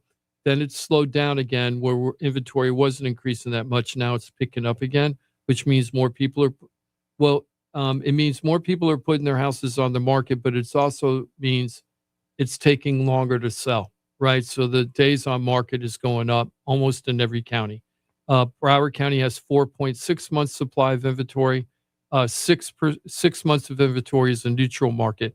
So it's 4.6. It should be a seller's market at 4.6, because if you get to 6 months or higher, that's when it turns into a buyer's market. But I still think that we're leaning towards a buyer's market right now, and it's not reflected in these statistics. I mean, at some point, my mind is here in South Florida, like it went from 6 months being the neutral to something like 3 months being the neutral, right? Like I feel like in my brain, it's like, okay, if we got more than 3 months of inventory, we've shifted to something like a buyer's market. I feel like 3 months is way too low, Mike. Yeah, but, I mean, but in the fours right now, we're definitely more in a buyer's market, even though we're at 4.6. So when you get your listing, maybe psychologically, Jim, if you have a listing that is 85 days on market, what do you think?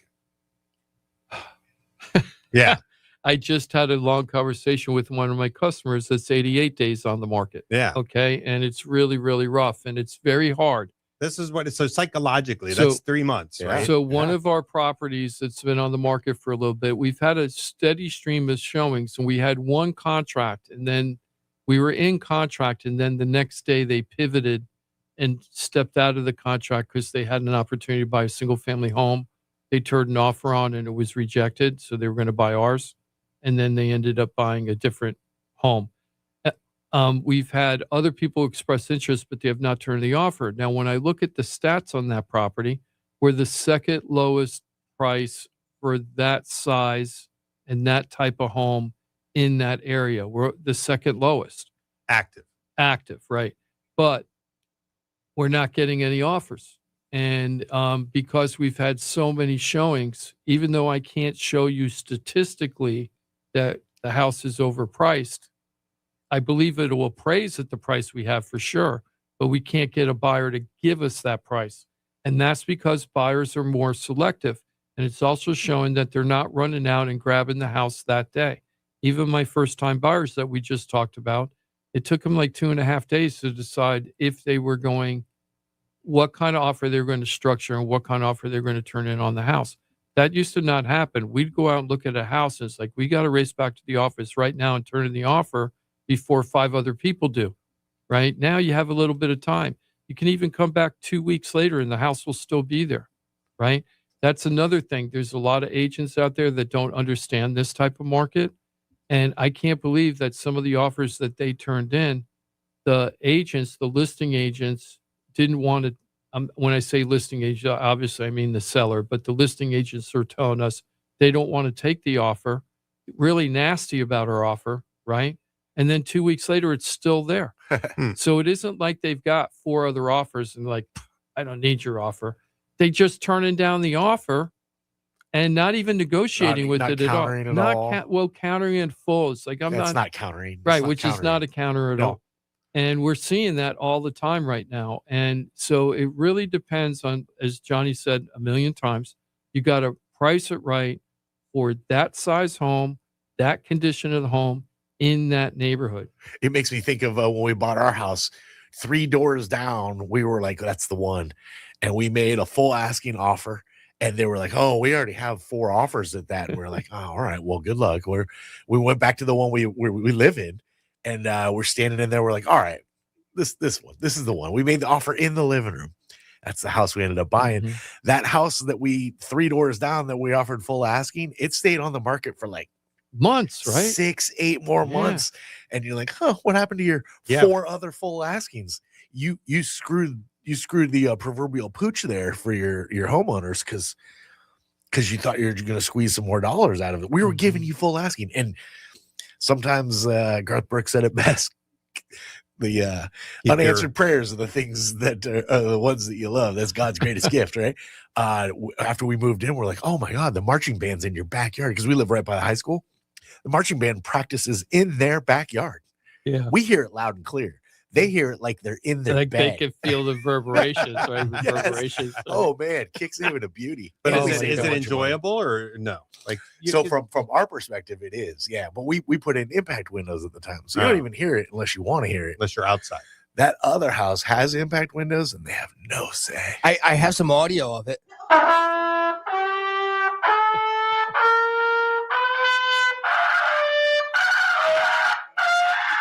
That was last Friday. Mhm. That's Not bad. you go. last Friday. Not bad. Gotta start that band. But as you said, it Yeah. just makes me think of that, and that's almost 14 years ago. Yep. Yeah. Yep. And there's a lot of agents out there. Like I had an agent when our team turned in an offer, the response to the agent was we turned in an offer that was roughly 5% below list price. So it wasn't like an outrageous offer. It was what people are closing at. An Right? offer that should be countered and, Right. and negotiated. They complained that it was FHA financing. Ugh. Right. Well, you're only putting 3.5% down and blah, blah, blah. And they just started ripping on the offer. So how we responded was, well, that's the offer that we turned in. Are you going to give us a counter or not? Why? They were sitting there reaming about our offer, but they wouldn't give us a counter. And they ended up not giving a counter at first. And then they came down to price. Oh no, they gave us an offer and we didn't accept it. And they were like, this is our lowest. We're not going to do anything. So we moved on and got another house. And then they put the house on the market at the price that they countered us at, and they dropped it. They finally dropped it, and they could have just taken our offer and it would have been fine. Oh, Yeah. boy. And I just don't understand. There's a lot of agents out there that don't get it, or it might not even be the agent. It might be the sellers with unrealistic, Yeah. Could be. unrealistic ideas of what's happening in the market, and going through that. But just to wrap up the stats here real quick, if you don't mind. Broward County, 620 median sales price, down 1.6%. Dade County, 670 median sales price, down 1.5%. Palm Beach County, 650 median sales price, up 0.8%. Martin County, which I don't count because there's so few sales in there, but median sales price 650, 8.3% increase. That's the big one. Indian River County, median sales price 379, negative 2.4%. Even in the affordable areas, they're seeing decreases a little bit. I'm surprised by that. St. Lucie County, which has always been the juggernaut for years and years, the last 18 months, not so much. St. Lucie County, 388. We got as high as 410 at one point. In The next time you St. do Lucie this, County. the next time you do this, just Mhm. for my curiosity, will you look at Brevard? Sure. I'll do it next time. I'll look up Please. Brevard. Yeah. Okay. Why are you thinking? I've talked to more than a handful of people Mhm. that are driving Palm Bay Oh, Palm Bay is huge. to like Lauderdale. Yeah, Palm Bay is huge. Well, that's Brevard. right? Yeah, I'm thinking Rockledge because I used to have in-laws. So that they've gone lived in- past Indian River to Mhm. find affordability, which is why I'm really surprised you say Indian River's down 2.5%. Yeah. It's even slow there. And the funny part is not funny part. We had a jail worker, right? Somebody worked for the sheriff's office in the jail in Broward County, and they wanted to sell their Broward County home and move to Palm Bay because it was so inexpensive for new construction. We went over to Mike and everything, couldn't get the loan because it was too far Too of far. distance for commuting. Yeah. Even though that she works like, I'm making it up. Let's say she works like 4 days and then she's off 3. So what she was going to do is she had a place to crash down there for the time she was working, and then she'd go home and stay the rest of the time up at her house. And the mortgage companies were like, "No, we're not doing that. It's too far for the commute." But Palm Bay is a really big area. A lot of people in Broward are actually moving to Palm Bay. I'm telling you, I know multiple people that have done it. So What's that? What would that commute? It's like 2.5 hour drive each way. Yeah. Let me That's a little bit. That's excessive. I think, Jim, if it's the person I'm thinking about, it wouldn't have necessarily been like you can't do that, but you need to have a really, really tight, logical, provable like scenario of how this is going to be your primary residence, because it's about occupancy, right? 2 hours and 23 minutes, 153 miles to go from Palm Bay to Fort Lauderdale. And that's assuming everything's going well. Right, 153 miles. Wow. Yeah. That's even a lot for me. You get on the Bright Line, that's an hour. That's a lot. Yeah. Well, actually, I drive more than that a day. I do drive. But that's, if you did round trip, that would be 306 miles a day. That's even more than me. It's brutal. Yeah, it's crazy. Oh, So right now, just for affordability. Yeah, so this is what I mean, and the price of gas. Oh yeah, yeah.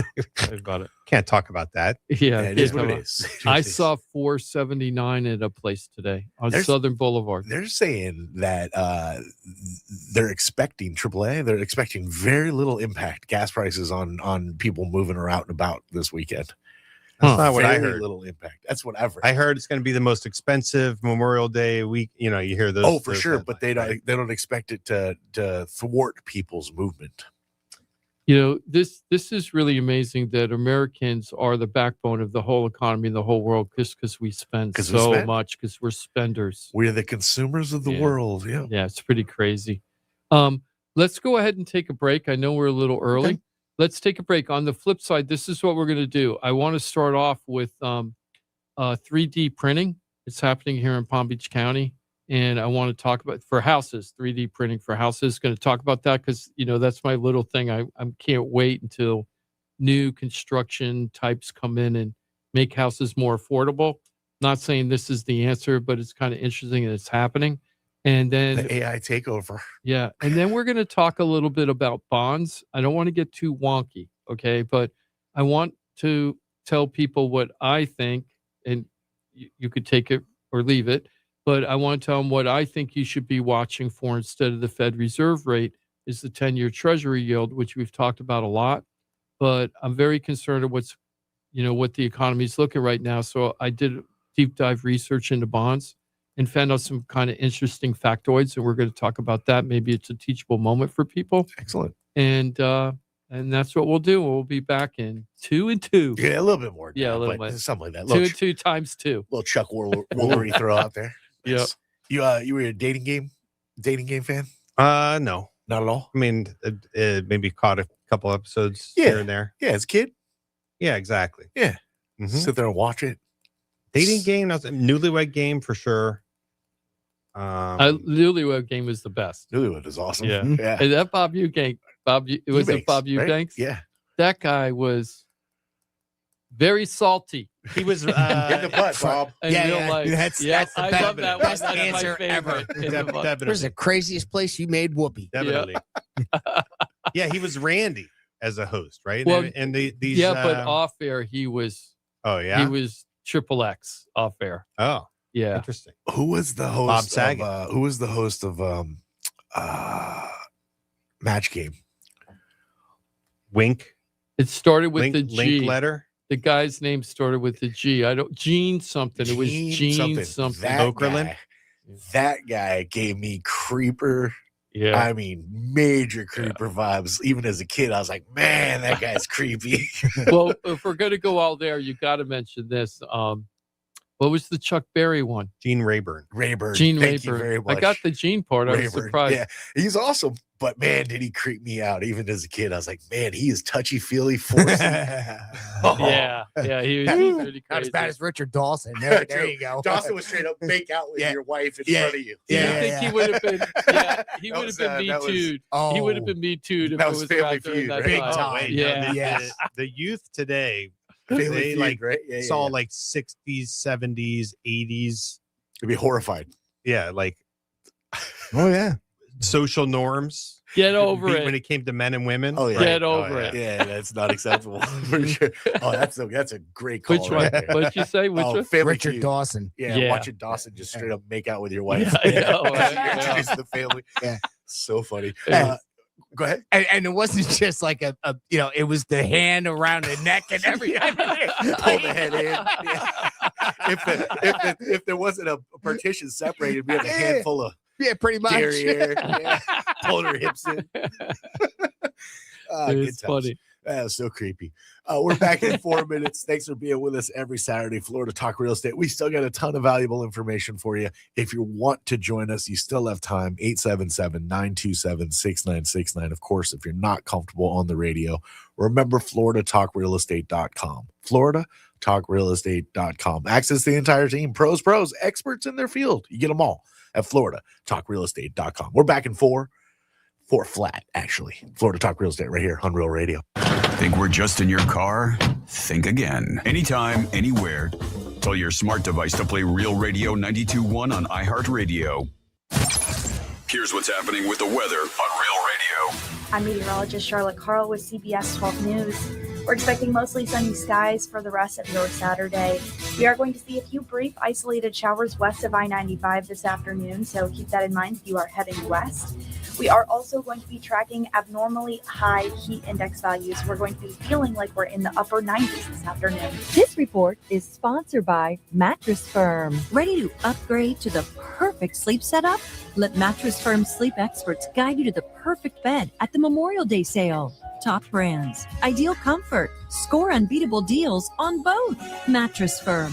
They make sleep easy. Hey, it's your boy Johnny C here, host of Florida Talk Real Estate. They're tops when it comes to helping people buy and sell houses. But Florida Talk Real Estate is so much more than that. For 5 years, I've watched these guys help thousands of our listeners with any real estate need. They couldn't do it without their sponsors, who are experts in their fields. Check it out. Jim DePola, powered by Keller Williams Realty.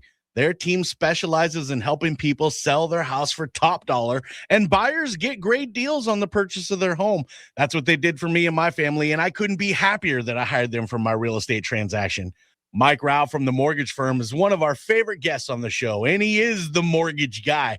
Whether you're looking for a refi or a mortgage to purchase a new home, Mike Rao will get you the answers you need. The Mortgage Firm is licensed to do loans in Florida, Alabama, Tennessee, and Georgia, and they have local offices that cover all of South Florida. So if you're thinking about a refi or a new mortgage, go to the mortgage guy, Mike Rao, and find out what he can do for you. The Mortgage Firm, Inc., NMLS 189233, Florida license MLD 78, equal housing lender. The law office of Paul A. Krasker has been specializing in real estate law for nearly 25 years and has the professional team you need.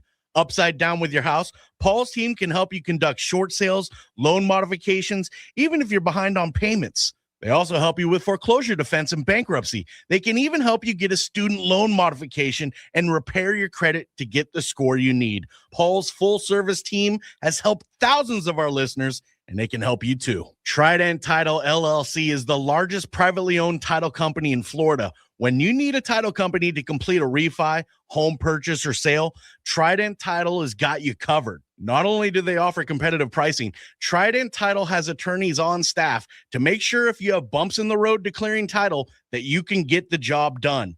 Beware, not all title companies in Florida have attorneys on staff. Trident Title does and complies with all the new federal regulations released last year. Ross Camaronets, owner of Brightway Insurance, has been helping our listeners get great rates on homeowners insurance plans. Haven't checked your homeowners insurance policy in a while? This is a great way to help reduce your monthly mortgage payment.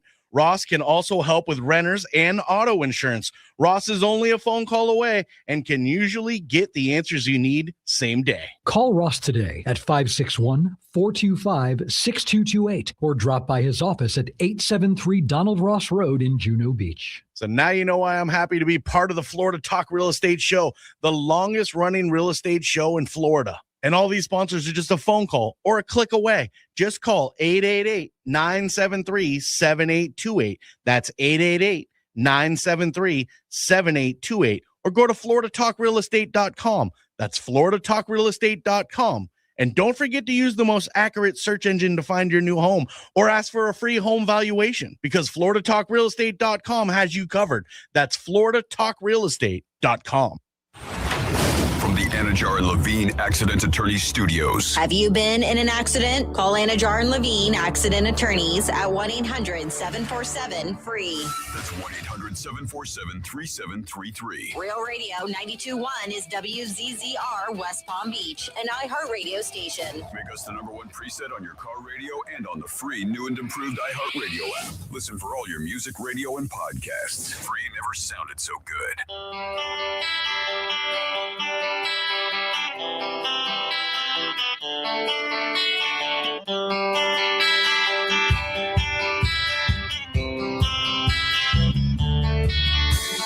This is Florida Talk Real Estate with Jim DePola and Johnny C. Got a question for the show? Call us live at 1-877-927-6969. Yeah, still got about 23 minutes for you on this Saturday. It's the 23rd of May, Memorial Day weekend. Remember the reason for the holiday. Have a nice weekend, but please do not forget the reason for the holiday. Many gave the most they can possibly get for us to enjoy what freedoms we have left. Johnny C, that's me. Jimothy, my producer extraordinaire. What's up, my dude? Hello, and good morning. Good morning. Of course, Mike Rao is here. He's the mortgage guy from the mortgage firm. Hello, Michael.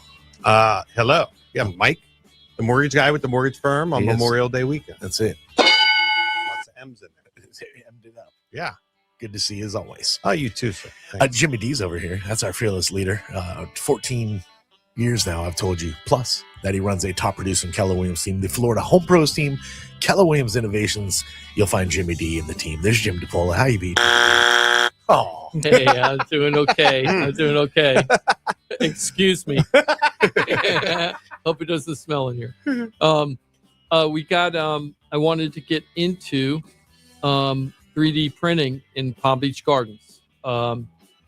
There's a family that are building a 3D printed home in Palm Beach Gardens. Now, it doesn't talk about the square foot or anything of this home, but it looks pretty big to me. It's a single story, but it looks very spread out to the left and right. So I would assume that it might be as much as 3,500, 4,000 under square feet. Wow. I'm guessing. Yeah, it's a big Pretty home. big. That's pretty big. And they're doing it with a robot with the AD 3D printing. The whole house is being printed that way. that's crazy. So they're using some type of special concrete called Sika, S-I-K-A, which is supposed to harden and cure stronger than traditional concrete used in traditional building it in construction in Florida. Now, the woman that is building this house, the owner, she says that when they went to regular cinder block companies to see the difference between 3D printing versus traditional cinder block construction, that she says it cost about half, but she didn't really give any numbers in the article. This is a WPT. Which one was half? The 3D printing was about half, they're saying. It costs half the price of traditional construction. But I don't really believe that because she didn't really give real numbers. And then the owner of the company, which is called Marcos Designs, he said that there's this is definitely the future, he believes. But he also says that affordability is the goal, and we're in the process of getting there. So I don't really think it's that competitive with the block guys yet, but I think it will. And check this out.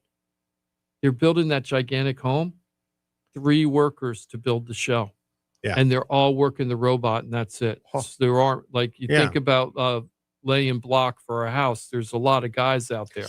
I guess if you did the cost of like just the shell part of it, right? Because you still have to do the groundwork and you still have Of to course. do the foundation and you still have to like have all your plumbing and electrical and finish work and all that stuff. So, but if maybe the cost is just like, okay, setting up and laying out the shell block versus the machine, you know, I could see that those costs could be somewhat in line. Yeah, maybe. but the thing is that I think that when these 3D printed houses start getting going good, they're going to have it set up where all the electricals kind of planned out. Plug and play, almost like when they're manufacturing cars these days. Like you Yeah. have your wiring harness and it comes in as a Mhm. separate thing, right? So I could definitely see I have that a feeling being that's the modularized. future of where it's going to go. I really feel that's how we're going to solve the housing problem, is getting ways to build houses more affordable. And this accessory dwelling unit law that was passed, Mhm. I really think that's going to be could be a big motivator. Me and Chris are doing research like crazy right now to find these companies. We're trying to think of all these affordable ways. So we're looking at the 3D design stuff. I'm looking at those tiny houses that are being built. Yep. We talked about that a couple of shows ago. We were talking about all these tiny houses. Wouldn't it be cool, like if you had a place out in the acreage, and instead of building one home, that maybe you took 4 of these tiny houses and you had a different living experience in one of them. So like one's the kitchen and the dining room, the other one's your master bedroom, Oh, the other it's one's like a living room, modularized. and they're all connected and maybe surrounded in tunnels? front. No, like overhangs, like Yeah, like a walkway, yeah, breezeway. like a breezeway. Thank you, Mike. A breezeway. And then like have your pool in the middle of the whole thing, and all of it's overlooking your pool or something. Yeah. And Is it clothing optional? let's say that let's say that you need my 4 of world. those units. Let's say Careful. He's let's like, say there's you no need- option. let's say you need 4 of those units and they cost 50,000 each. Right? Now you've got traditionally a house, you've got everything that you would have in a house, but it only costs you $200,000, right? I'm just spitballing here. I might be way wrong on some of these numbers and stuff, but I feel like that all these things could help make housing more affordable. And the good thing is that with these new accessory dwelling unit laws, the building codes, the people that set the building codes locally have to abide by these units and have to incorporate them into their approved usages, right? Because sometimes you build those things, they don't meet hurricane code, you can't use them in our area. But these are going to have to meet that code, but they Right. can't be denied. Like this one, they're even having a hard time with this 3D printing because the building department's never dealt with this before, so they don't know how to inspect it the way that you inspect traditional houses. Right. So they're going through all that with the building departments too, because they've got to learn. They gotta right? learn on the They're all fly. learning. But you know what the good thing is, like Logic should take over there. Just that it has to stand up to this level of hurricane force winds, right? So and what's the metric for that? Well, the wall shouldn't be collapsing, right? The roof should be able to be attached to your to your shell in a certain way. Like windows have to be. So I don't think it's that big of a stretch to say, hey, the building just has to be compliant. They just got to figure out how to make sure that it's compliant. Yeah. What's the ADU stuff, Jim? Because I'm just that you're So- allowed to have them on your property and you can make money off of it. Is that a Um, change And or ADU is that additional property? the accessory dwelling Accessory unit? dwelling Mhm. unit. Yeah. Thank you. So what they're trying to do is they know there's a big demand for multifamily. Okay. Not multifamily, multi-generational. Multi-generational, Yeah, multifamily that. is more like an apartment complex. Multi-generational. So it's giving people the ability, like if they have a relative or something and they want to have Sure. The in-law suite. an or in-law Maybe the suite, kids never leave. You know. right? In the in the That's what we're backyard, facilitating. What are we doing, Jim? and the local municipalities have to allow that to happen now, right? Okay. They still have setbacks and everything. It isn't Yeah. like they can just do whatever they want, but Right. they have to be more amenable. The building departments have to be more amenable about this, which I think is all really, really positive So stuff. if you're sitting on some acreage, you can put in some of these tiny homes or container homes or something like that. Mhm. And that way you can house more family members. Yeah. On your property. Not necessarily that you can rent it out for vacation rentals or something like that. Right. Although I think that You should be able to do that too. that can might you be rent able it? to be able to too. Yeah, I Yeah. think you might be able to because they're trying to figure out how to reduce rents also. So they're hoping that if people create more rental units, it'll drop the prices. Mm. So, but there's more restrictions on the rental than just having your ADU for a relative purpose, if you Right, will. Right. The other thing that happened just recently was they passed the ADU law, and then they also are passed the regulation that's going to stop the big investment companies from owning rental properties too many. Yeah. Right. Yeah. And We talked about that a few and weeks we ago. talked about that a few weeks ago, and really that's The just impact of gonna that is it's going to be minimal. Yeah. The other thing that's Feel gonna, good legislation. the other thing that's going to be minimal is, and we're getting into the bonds now. We're going to talk about the bonds. Is that I just saw the president talk about this again. Haven't heard in a while, and he was instructing. I don't remember who that Pulte guy is. The guy that owns the construction companies, Pulte. I don't know if he's the commerce secretary or whatever, but that guy, I think he's the housing FH. He might be it's Bill Pulte, Mike. I forget what his title is, but he's involved in housing. Urban okay? development or something. What's Is it HUD? what's the overarching thing about Freddie Mac and Fannie Mae, Mike? What's that company? Yeah, the FHFA, so Federal Housing Finance Agency. And I think he's in charge of that. Okay, so yeah, he is currently, or he has served as the director. So I don't know if he he's isn't there currently anymore? the director. Well, what they did is Trump just said in a speech in New York yesterday that he directed, and I heard about this months ago, that he directed them to buy $200 million in mortgage-backed Securities, right? to try to drop the interest rates because Jerome Powell wouldn't, right? But Jerome Powell, Yeah, it was kind of we have to solve the affordability crisis, and so one of their one part Tool. of their plan yeah. was to increase liquidity in the mortgage-backed securities market by just becoming a buyer of those bonds. But the problem with that, I just did some research on that, and what it showed me was 200 million is about a day's worth of buying. Yeah. And that there's over 9 trillion a year that are bought and sold. Yeah. So this is just like a little type drop in It's the kind of bucket. like when you're asking for donations and you're like, anything helps, and then someone drops you a nickel and you're like, thank you. Yeah. Thank you. And but all they're goes, making it sound, right. but they're making it sound like this is going to be a panacea. It's not. It's not going to solve the problem. It isn't really going to do anything. It really is going to do nothing. So that's happening.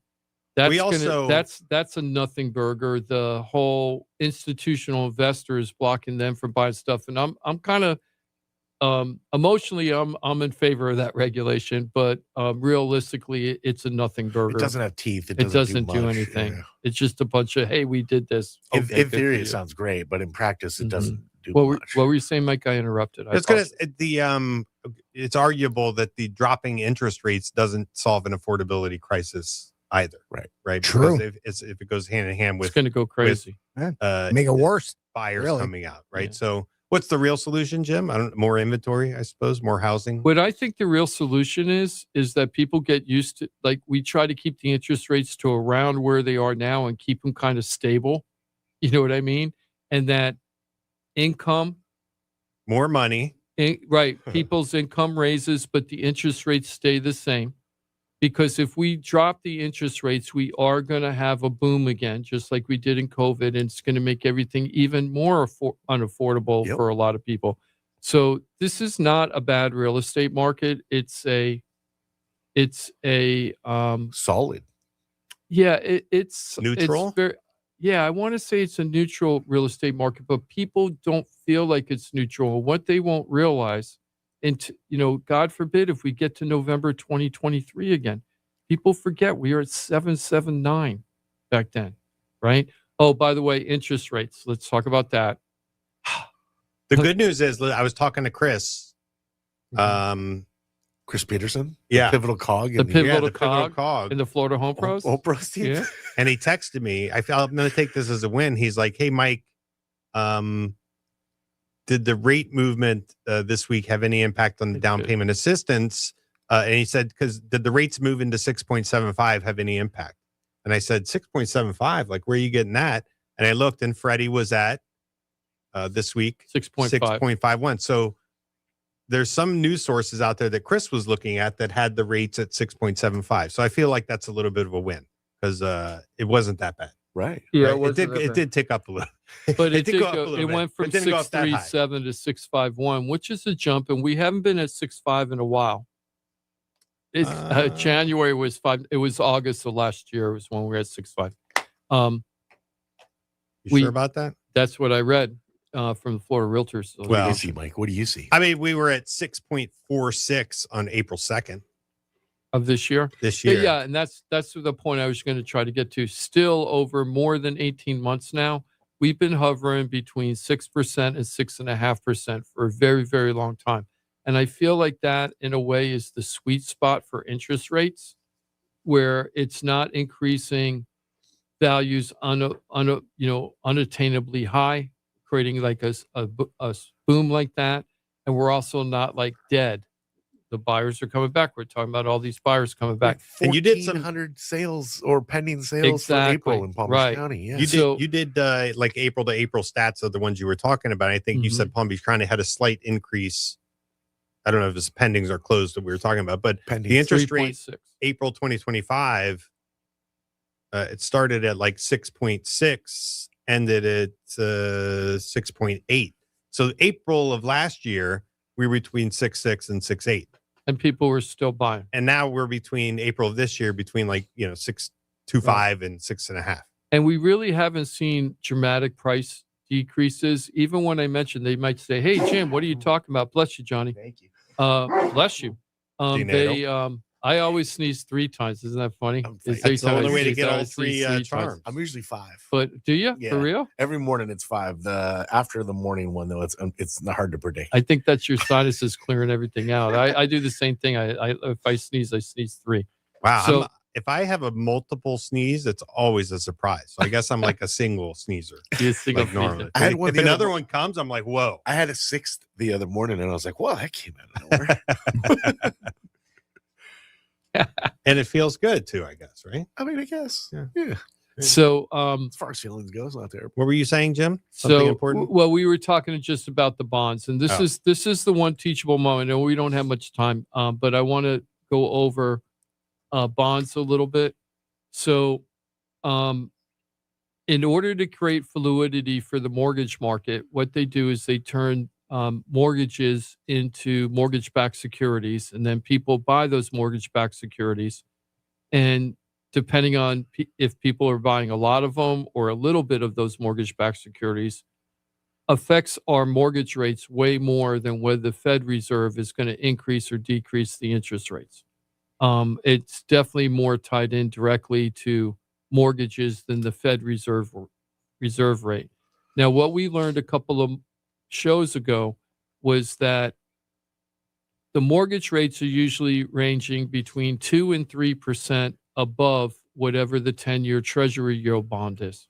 Right now, we're at 4.5 something. It kind of right? tethered to the 10-year Treasury bond. And it's usually a 2 to 3% spread. And that got me to thinking, well, that's a pretty big spread, 1 point, right? Is it 2% above the 10-year bond or 3%, right? And 1 point is a lot because we know that, I forgot this. Every quarter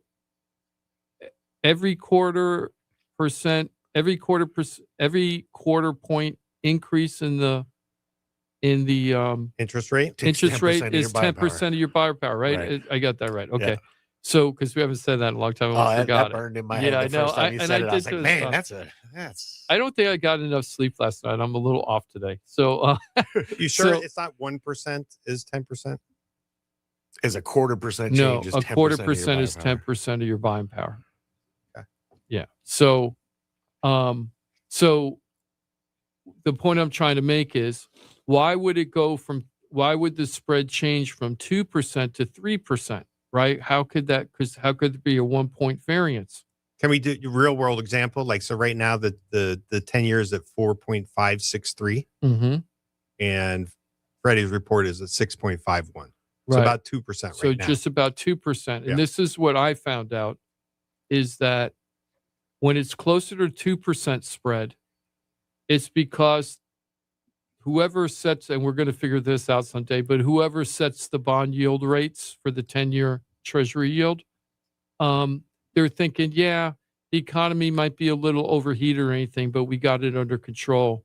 And the 2% spread is okay.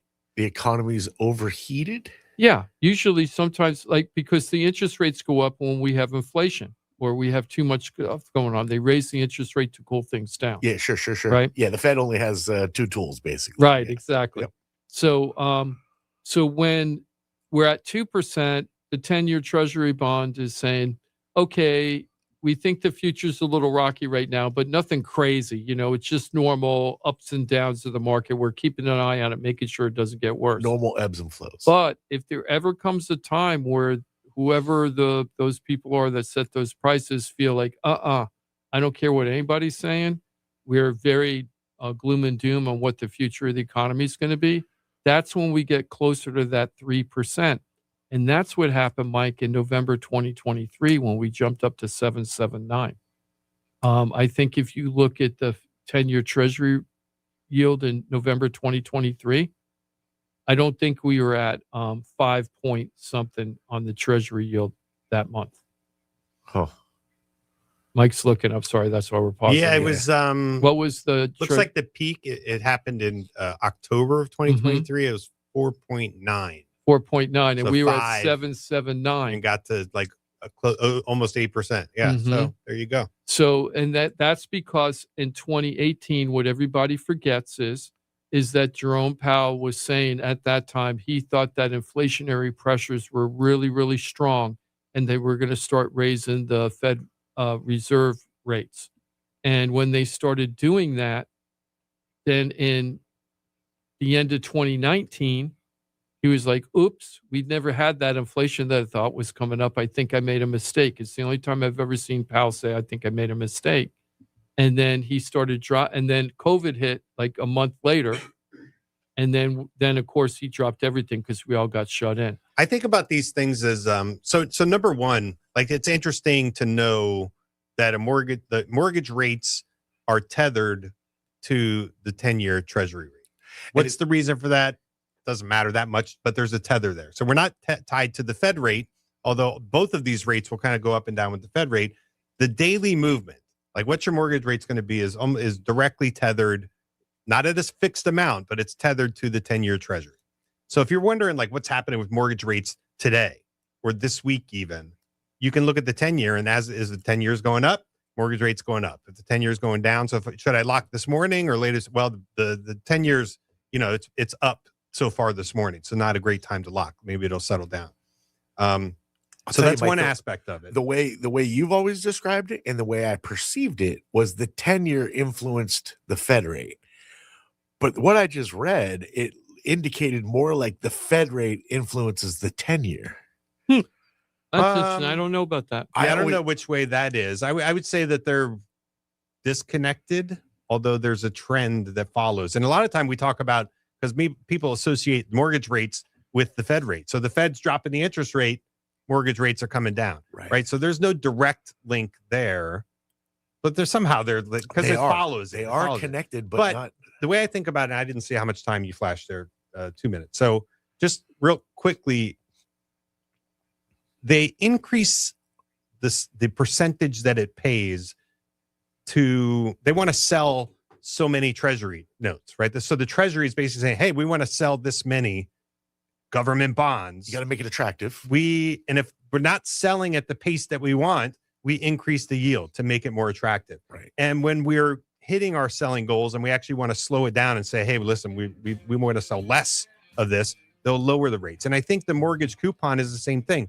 Like, why does it go to 3% on top of the Treasury? Because we need to make it attractive because we're trying to hit a certain target of mortgage-backed securities sold. Right. And so how do you make it attractive in a market that's not like, hey, mortgages aren't really so great in investment, right? Well, we're going to increase the yield. We're going to make it great. That's why you're going to get that 3-point spread versus, say, a 2-point spread. So it's, it's none of us are investing, though. We're talking about buying houses to live in. Exactly. We're talking about the repercussions of that. What's happening in that money making process, right? And can you take advantage of it? Can you use the crystal ball to figure out whether it's 2 or 3 like this? And I think the answer is it's very hard to do that. Very hard to do. I think that people should just keep an eye on if the spread is closer to 2% or 3%, because that's really going to tell you what's happening with the future of the economy, what everybody's betting on. I think that's a much better indicator right now. 2's a safer place. Yep, 2's a better place than 3. If we're above the 2, it's starting to get a little nervous. Interesting. Yeah. More to pay attention to. But the reality is if you are looking to buy a home, sell a home, stuck with a home, you don't know what to do, the time is right when it's right for you and your family. And if you're filling in the blanks as far as your numbers and what's needed to make this happen for you, you're doing yourself a massive disservice. Don't do that. Don't create scenarios on your own. Find out the real information. Go to floridatalkrealestate.com. Find a professional that can give you the guidance, the understanding, and maybe even lay out the roadmap to what it's going to take for you and your family to accomplish what you're trying to get done. floridatalkrealestate.com. Get the real information and then decide what's best and when the timing's best for you and your family. But don't decide that without actually knowing what your situation looks like. floridatalkrealestate.com takes you nothing but your time and effort. Your desire will cost you nothing until you're ready to go ahead and get into the cost process, because it does cost to buy a home, It FYI. does. Yeah. But when you're dealing with pros, there's money to be had. Is the Smart Start program still going with Mortgage? Yeah, it is. It's kind of in the legs. What am I saying? Where it's almost done. Okay, but that's $15,000 10. to use. 10. Oh, excuse me, $10,000 to use in your process, as long as this home meets the requirements. That's $30,000. Just like it's $50,000. If I can really just isolate it, go to floridatalkrealestate.com. You need pros, and I'm pushing you in a direction to find just that and so much more. Like Mike Rao, the mortgage guy from the mortgage firm. Have a great Memorial Day weekend. Yeah. Thanks, everybody. Thanks for listening on this holiday weekend, and enjoy. And remember, appreciate you very much. Jim DePolo with the Florida Home Pros team. Have a excellent Memorial Day weekend. You too. And Ross, have a great weekend. He said to say hi to everybody. Yeah, we do He have just we had texted a us. secret to share about Ross that we'll just cliffhang as we'll Yeah, find well, out next week. Big secret next week. Ooh, major Oh. life change for Ross. big announcement. Major Huge. change Big news. in Hot Ross's world. Oh, Jimothy, thanks for everything, dude. Thank you, gentlemen. Have a great weekend. Enjoy your Memorial Day, my friend. Will do. Thank you for being with us. Remember the reason for the holiday. Have a great weekend, but please remember the reason for the holiday. There are a bunch that gave the most so that we can enjoy